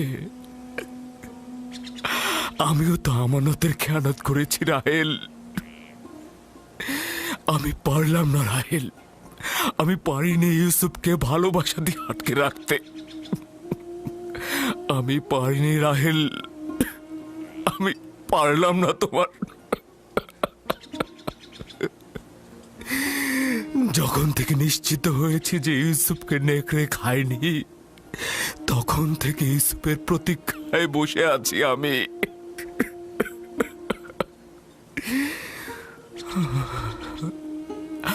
এমন তো না হয় যে ইউসুফকে হত্যা করা হয়েছে। তুমি ভালো বুঝতে পারবে রাহেল, তুমি তো পরকালের দুনিয়া থেকে সবকিছু পর্যবেক্ষণ করতে পারছো। শান্ত হও, মৃত্যু তোমার ইউসুফকে স্পর্শ করেনি। সালাম ভাইজান। তোমার উপর দরুদ ইয়াকুব নবী। তোমার ইউসুফ জীবিত, তার মৃত্যুর খবর মিথ্যে। সত্যি বলছেন ভাইজান? কোনো মৃত্যুই আমার অজানা নয়। ইউসুফকে তুমি পরপারে তালাশ করো না, ভালো হবে অন্য কোথাও তালাশ করে দেখো। তাই বেনিয়ামিন তোমার ভাই চিন্তা আছে? আমার ইউসুফ জীবিত আছে। আপনি আমাকে বলুন আমার ইউসুফ এখন কোথায় আছে? আমি শুধুমাত্র মৃত দুনিয়ার খবর রাখি।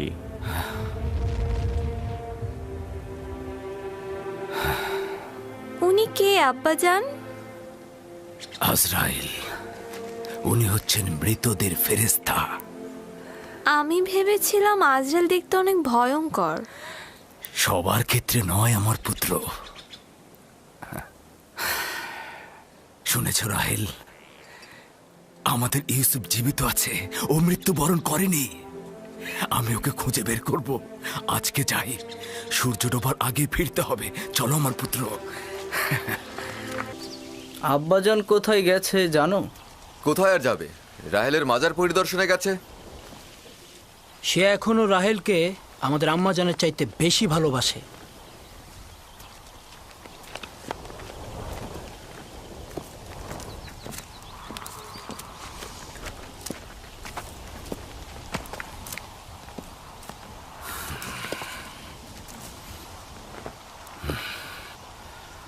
এখন কি তোমরা বলবে না আমার ইউসুফের সাথে কি হয়েছে? সেটা তো আগেই বলেছে আব্বাজান, বারবার কি একই কথা বলবো? তোমরা কি চাও না অভিশাপ থেকে মুক্তি পেতে? আমার ইউসুফকে নেকড়ে খায়নি, মৃত্যু তাকে চুরি করেনি। তোমরা যদি হাকিকত না বলে তওবা না পড়ো, আমি তোমাদেরকে ক্ষমা করব না।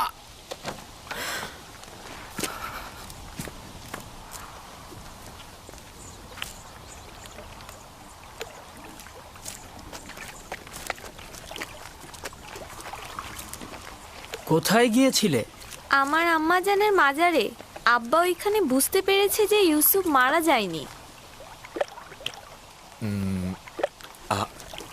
শোনো, তোমার মা কি বলেছে যে তোমার ভাই মরে যায়নি?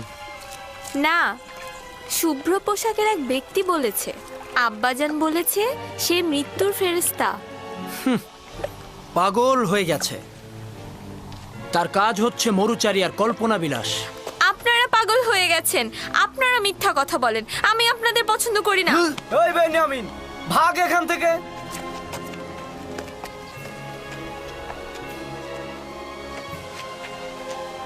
ইউসুফের পরে বেনিয়ামিন হয়েছে আব্বাজানের সঙ্গী।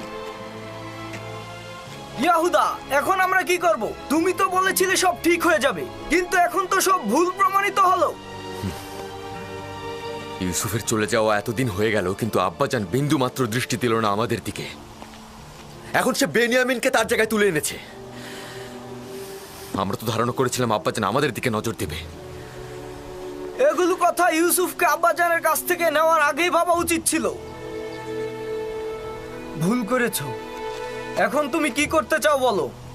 এখন তো দেরি হয়ে গেছে। ইউসুফকে তো চাইলেই ফিরিয়ে আনতে পারবো না। এখন আর কিছু বলে লাভ হবে না, বরং আব্বাজান ও ক্যানানের অধিবাসী সবাই মিলে আমাদের দোষী করবে। আমাদের নসিবে কি আছে কে জানে। যদি একবার প্রমাণিত হয় তাহলে আমরা কোথায় যাব?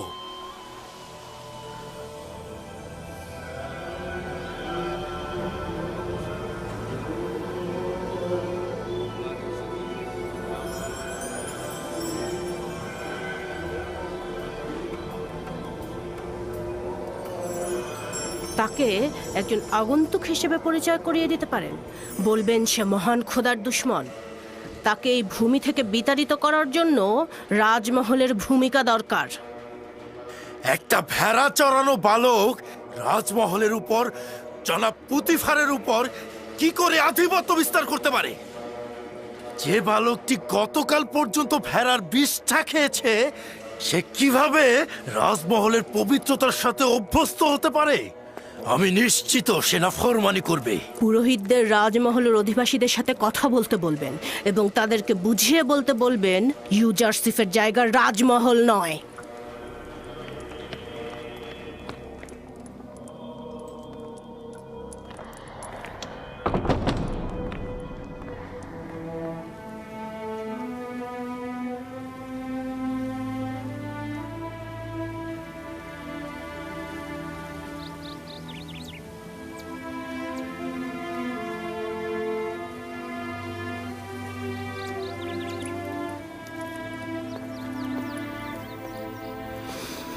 প্রিয় বানু, গতকাল রাতে আমি ইউজারসিফকে অন্য এক খোদার সাথে কথা বলতে দেখলাম।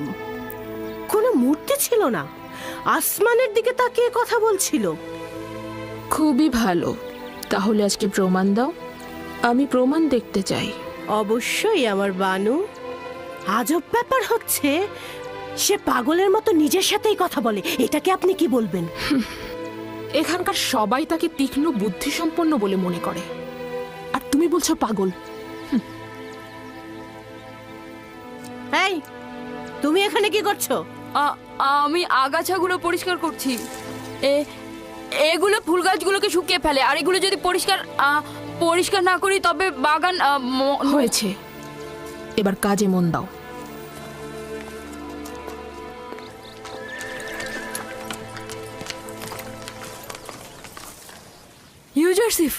ইউজারসিফ, তুমি কোথায়? কি হয়েছে? আজ রাতে তোমার উপর নজর রাখা হবে। কে রাখবে? কারিমামা ও বানু জুলেখা। কারিমামা বলছিল তিনি দেখেছেন তুমি অন্য এক খোদার ইবাদত করছো, আর পুরোহিতরাও চাচ্ছে যেন তোমার উপর রাজমহলের সকলে খেপে যায়। সাবধানে থেকো, আমি যাই। ওইগুলো কি ছিঁড়েছো? তোমার জন্যই ছিঁড়তে হয়েছে। আমার? আমি তো তৃণভোজী নই, তাহলে তৃণ দিয়ে কি করবো? তা না, আমি তোমার জন্যই বাধ্য হয়েছি ছিঁড়তে।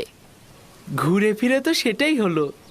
আরে বললাম তো, কথা শোনার জন্যই তো ছিঁড়তে হয়েছে।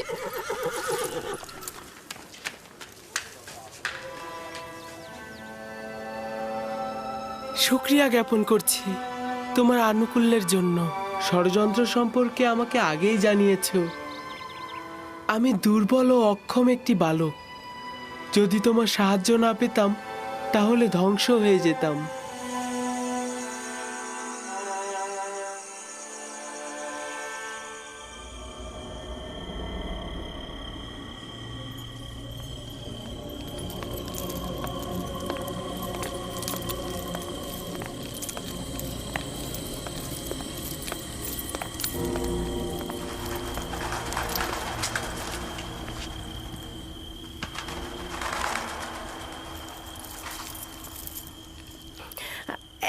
এখন ঘুমাচ্ছে, কিন্তু আমার মনে হয় সে মাঝরাতে উঠে নিজের খোদার প্রার্থনা করবে।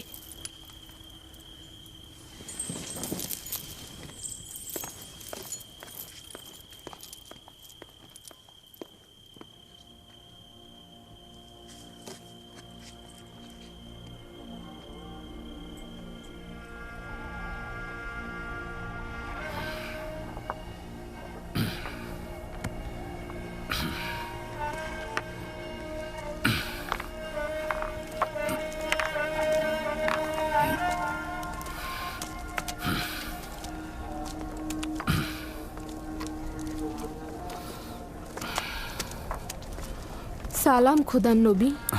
দরুদ তোমার উপর। আপনার সিদ্ধান্ত কি এটাই, আপনি এখানে থাকবেন? হ্যাঁ লিয়া, যদি খোদা চায় তো আমি সারা জীবন ইউসুফের জন্য এখানে অপেক্ষা করব। এভাবে আর কতদিন, আর কত অপেক্ষা করবেন? অপেক্ষা অব্যাহত থাকবে যতদিন না পর্যন্ত ইউসুফকে ফিরে পাই আমি। ওই দিন পর্যন্ত আমি এইখানে অপেক্ষা করব। ইউসুফকে নিয়ে অতীতের স্মৃতি রোমন্থন করব, আর ভবিষ্যতের স্বপ্ন বুনে যাব। খাবারের সময় হয়ে গেছে, এবার তো খেয়ে নিন। হ্যাঁ, আসছি। বেনিয়ামিন, এসো পুত্র আমার।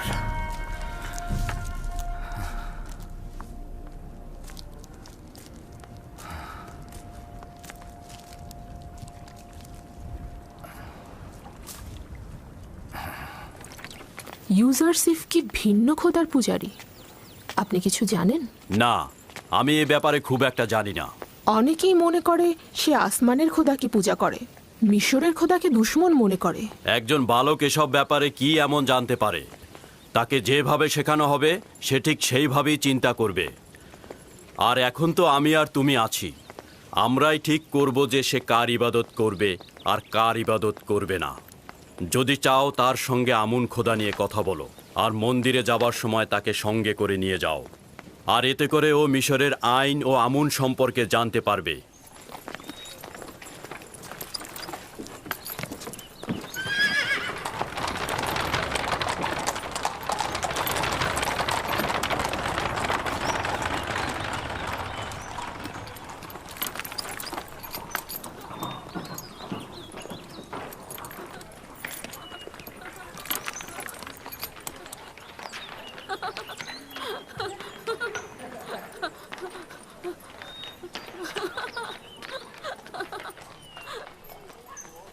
ইউজারসিফকে সজ্জিত করে আমার নিকট নিয়ে এসো।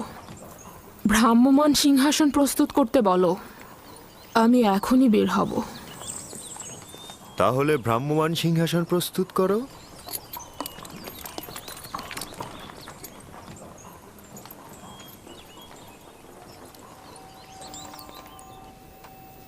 সব সময় এমন সাজসজ্জা করে পরিপাটি হয়ে থাকবে। আজকে তোমাকে অনেক বেশি সুদর্শন লাগছে। মনে হচ্ছে তুমি তোমার বয়সের তুলনায় অধিক বড় হয়ে গেছো। আপনি কি মনে করেন জনাব হানিফার? বিশ্বাস করতে কষ্ট হয় যে ওর বয়স 11 বছর। আজকে তোমাকে আমি ত্যাবর ও আমুনের মন্দিরের সঙ্গে পরিচয় করিয়ে দেব। কি যাবে তো? অবশ্যই যাব। আমি তো আমুন মন্দিরের আইন কানুন জানতে খুবই আগ্রহী। তাহলে এসো আমার সঙ্গে।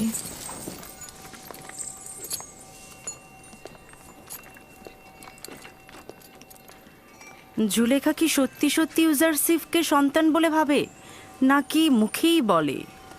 নিজের কাজ করো।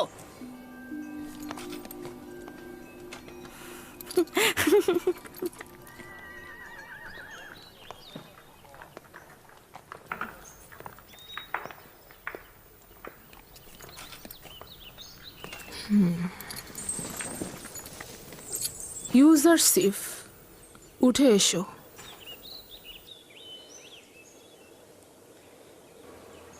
আমাকে ক্ষমা করুন, আমি এটাতে করে শাওয়ার হতে পারবো না। কেন? ভ্রাম্যমান সিংহাসন কি পছন্দ করো না? আমি কারো কাঁধে শাওয়ার হওয়া পছন্দ করি না।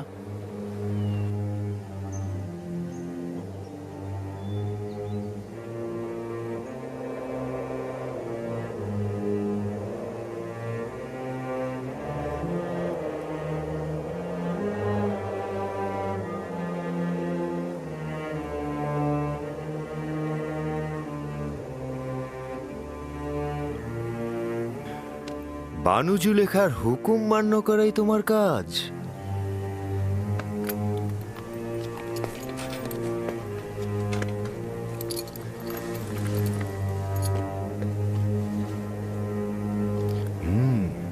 রওনা হও।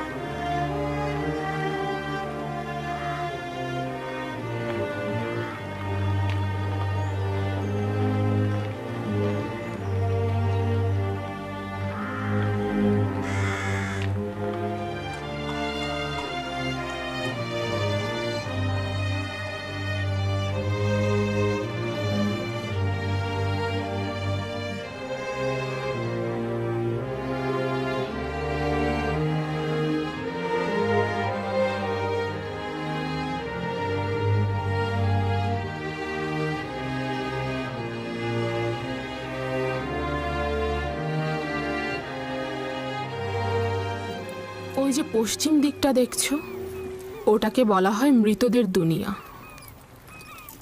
মিশরে মৃত ব্যক্তিদের মমি করে নীলনদের পশ্চিমে সমাধি করা হয়। ওটা এক আজব দুনিয়া। আমরা মৃত ব্যক্তিদের সাথে পোশাক, স্মারক ও হরেক রকম খাবার দিয়ে সমাধি করি, যেন মৃত্যুর পরের জীবনটিকেও তারা উপভোগ করতে পারে। বিশেষ ব্যক্তিদের বেলায় অনেক সময় খেদমতদারকেও সঙ্গে দেয়া হয়ে থাকে। তার মানে দেহটা পচে যাওয়ার পরে এগুলো সবকিছু তারা করতে পারে? জানতাম যে তুমি এই প্রশ্নটা করবে। সাধারণ দাফনের ক্ষেত্রে দেহ পচে যায়, মমি করে রাখলে দেহ অক্ষত থাকে এবং মিশরের মানুষ এটা বিশ্বাস করে যে মমি করা দেহে আত্মা পুনরায় প্রবেশ করে এবং সে আবার জীবিত হয়ে ওঠে। এই সময় সে সঙ্গে করে যা নিয়ে যায় মৃতদের দুনিয়ায় সে তা ব্যবহার করতে পারে। কবর ভেদ করে মৃত ব্যক্তিদের বের করে আনা যায় না। বাহিরের জিন্দেগির থেকে ভেতরের জিন্দেগিটাই অনেক ভালো। আমি তা জানি না, আমার তা জানা নেই।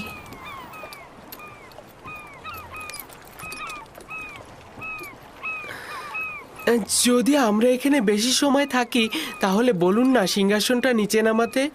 তারা তো ক্লান্ত হয়ে গেছে, তাই না? না, এখনই রওনা হব। তারা অভ্যস্ত, এটা নিয়ে চিন্তিত হবার কিছু নেই। মন্দিরে চলো।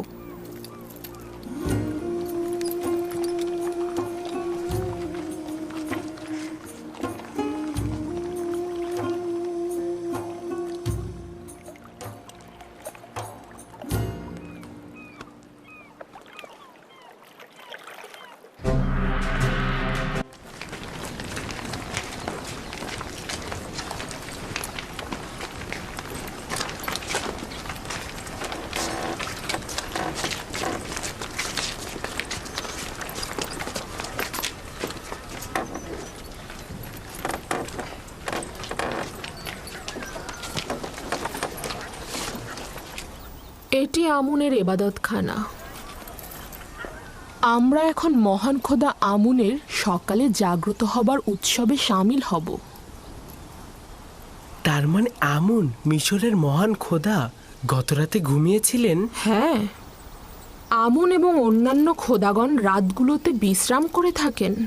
কিন্তু গভীর রাতে কোনো বান্দা যদি তার কাছে কিছু চাইতে আসে তখন? বান্দাগণ ও আমুন খোদার ন্যায় রজনীগুলোতে বিশ্রাম নেবেন। এবাদতের জন্য খোদাগণ দিবসগুলো নির্ধারণ করেছেন।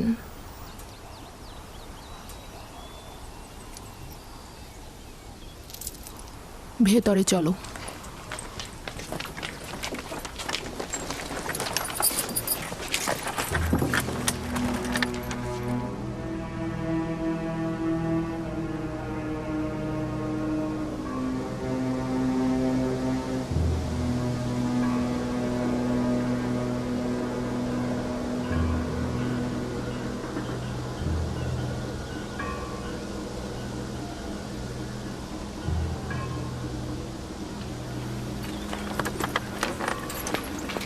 শুধুমাত্র আমরের অনুসারীরাই ভেতরে প্রবেশ করতে পারবে। অচেনা ব্যক্তির প্রবেশ নিষেধ।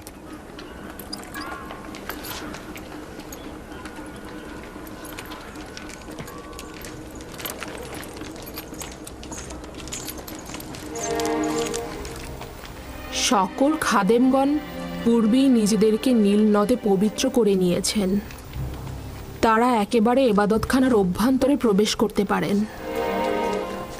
খাদেমগণ ব্যতীত কারোই হক নেই এবাদতখানার একেবারে অভ্যন্তরে প্রবেশ করা।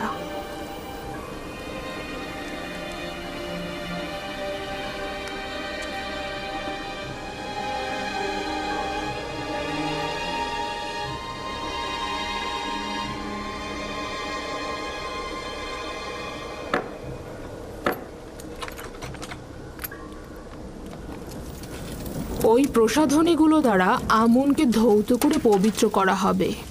তার পোশাকও পরিবর্তন করা হবে। আকর্ষণীয় অলংকার দ্বারা তাকে সজ্জিত করা হবে। তাকে উন্নত সুগন্ধি মাখানো হবে এবং তাকে বান্দাদের ইবাদতের জন্য প্রস্তুত করা হবে। তার মানে কেউ যদি চায় নির্জনে একাকী ইবাদত করবে তাহলে কি সে পারবে না? না, আমুন খোদাকে শুধুমাত্র এবাদতখানার অভ্যন্তরেই এবাদত করা হয়ে থাকে।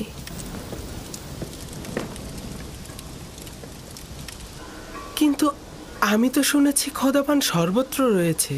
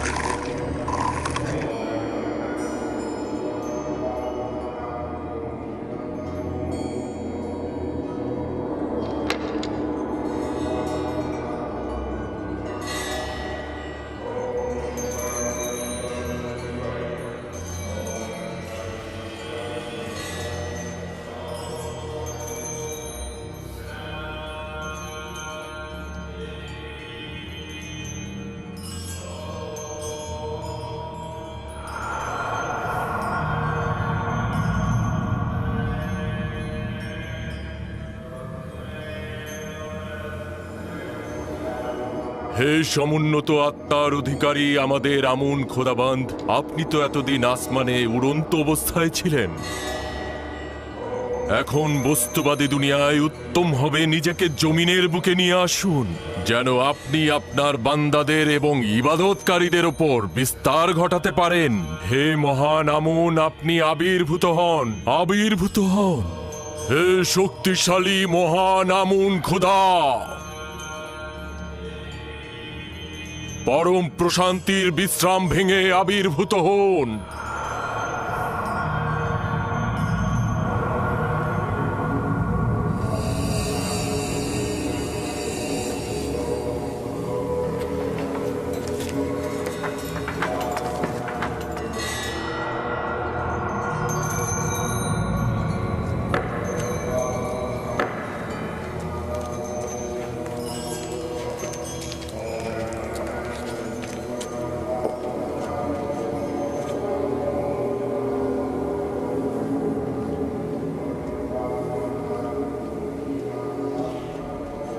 হে শক্তিশালী আমুন, আপনার জন্য আমি যে কোরবানিগুলো নিয়ে এসেছি সেগুলো আপনি সাদরে গ্রহণ করুন এবং হাদিয়ার বিনিময়ে আমাদের বরকত দান করুন।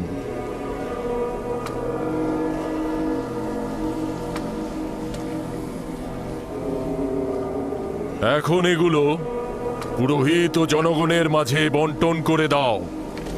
যাও।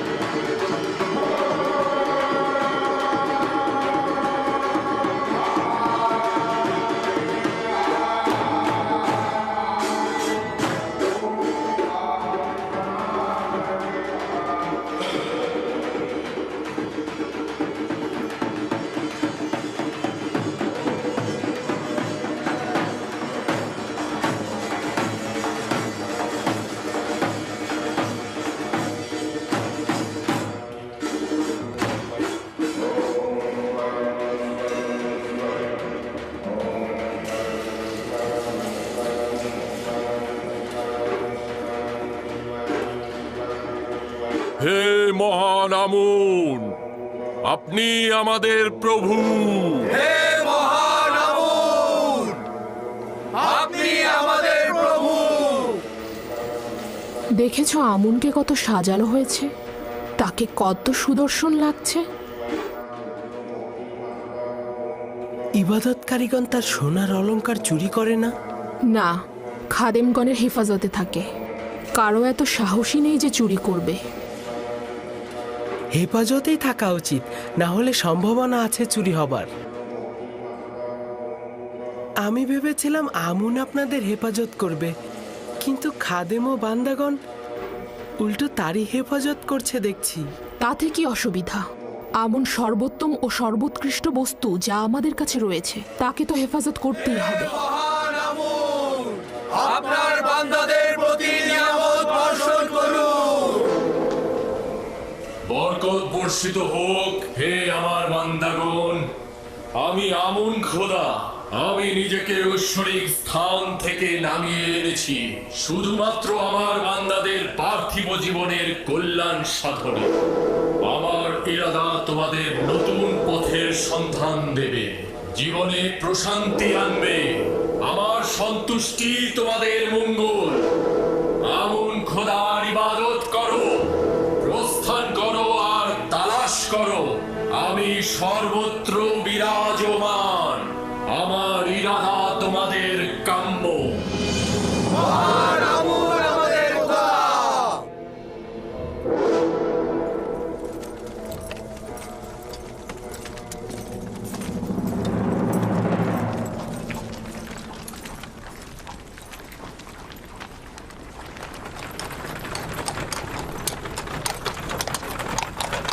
আমাকে ক্ষমা করবেন, ওখানে কি আমুন কথা বলছিল? তুমি কি দেখোনি?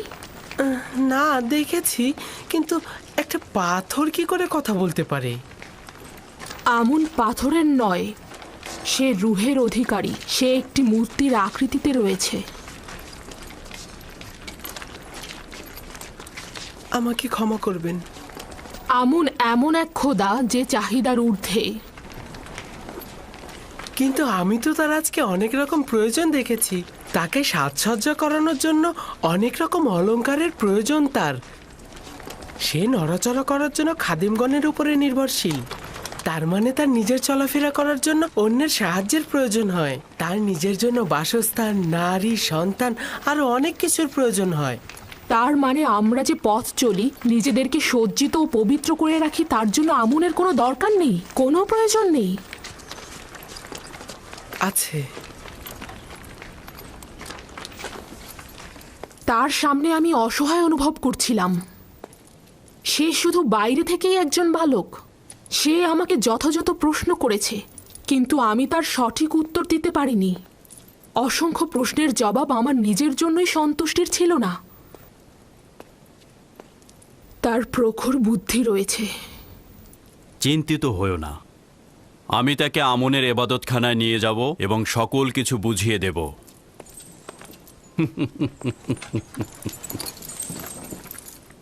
আমি নিঃসন্দেহে বলছি, ও আমাকে আমন সম্পর্কে সন্দেহের বেড়াজালে আটকে ফেলেছে।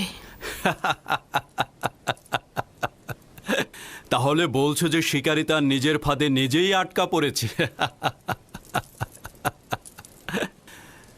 খাবার আসতে কত দূর?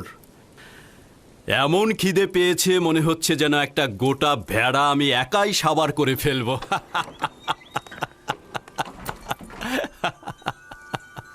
খাবার প্রস্তুত আলী জনাব।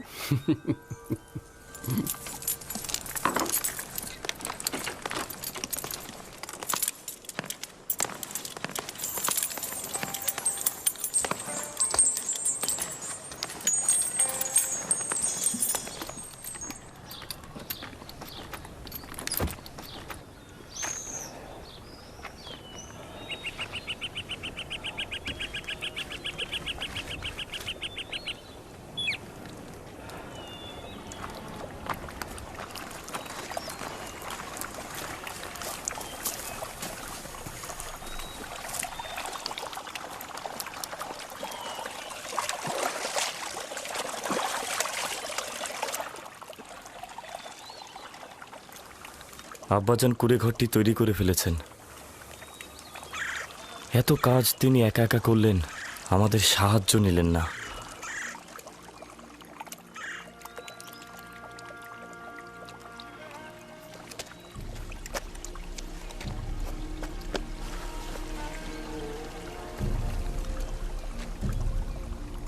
এটি আমার দুঃখ বেদনার কুঁড়ে ঘর।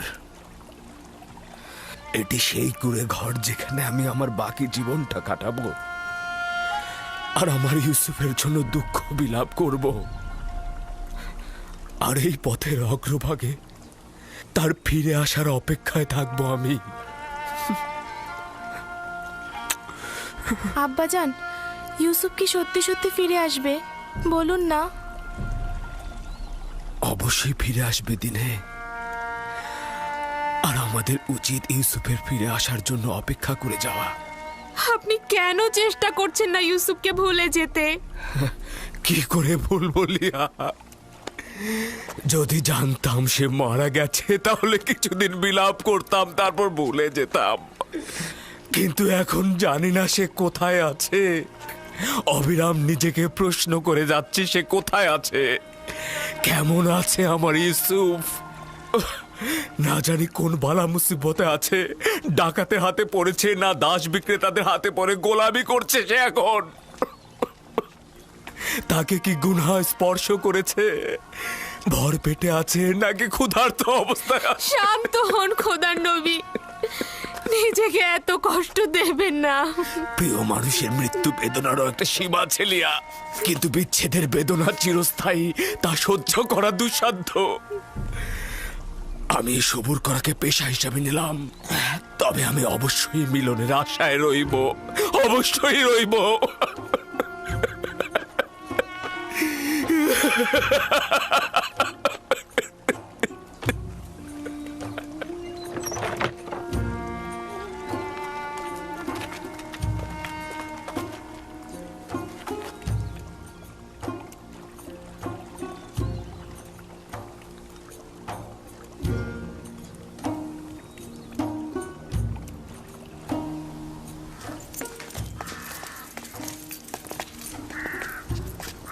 আমার টমটম প্রস্তুত করো।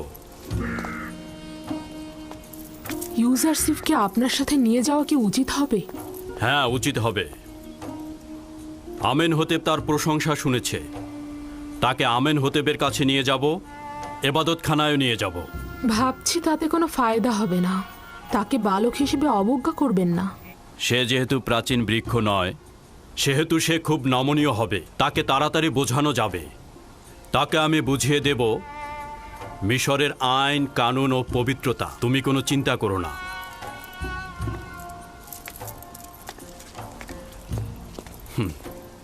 আমাদের ইউজারসিফ কি প্রস্তুত? জি আলী জনাব, আমি আপনার সাথে যাবার জন্য প্রস্তুত।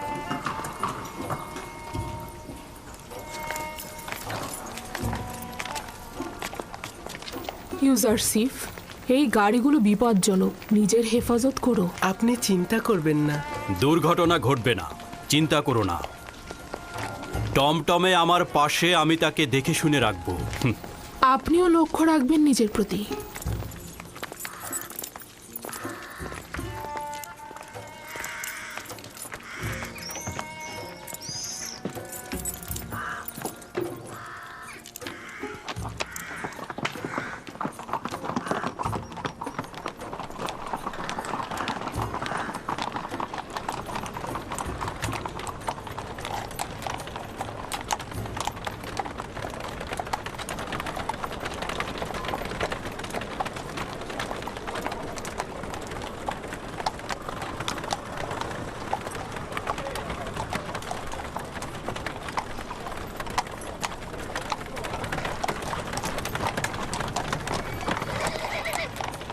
আমুনের নিজের সৈন্যদল মুষ্টিমেয়, কিন্তু তারা গোলযোগ সৃষ্টিতেই ব্যস্ত।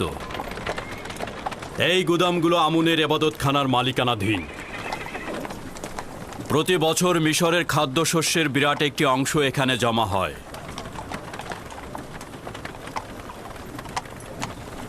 খাদেমগণ এই ভাণ্ডারের মালিক নয়।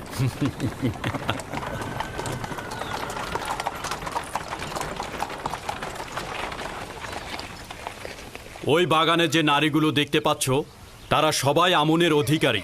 নীল নদের তীরে ভেড়ার পাল দেখেছিলাম, সেগুলো কি আমুনের মালিকানাধীন?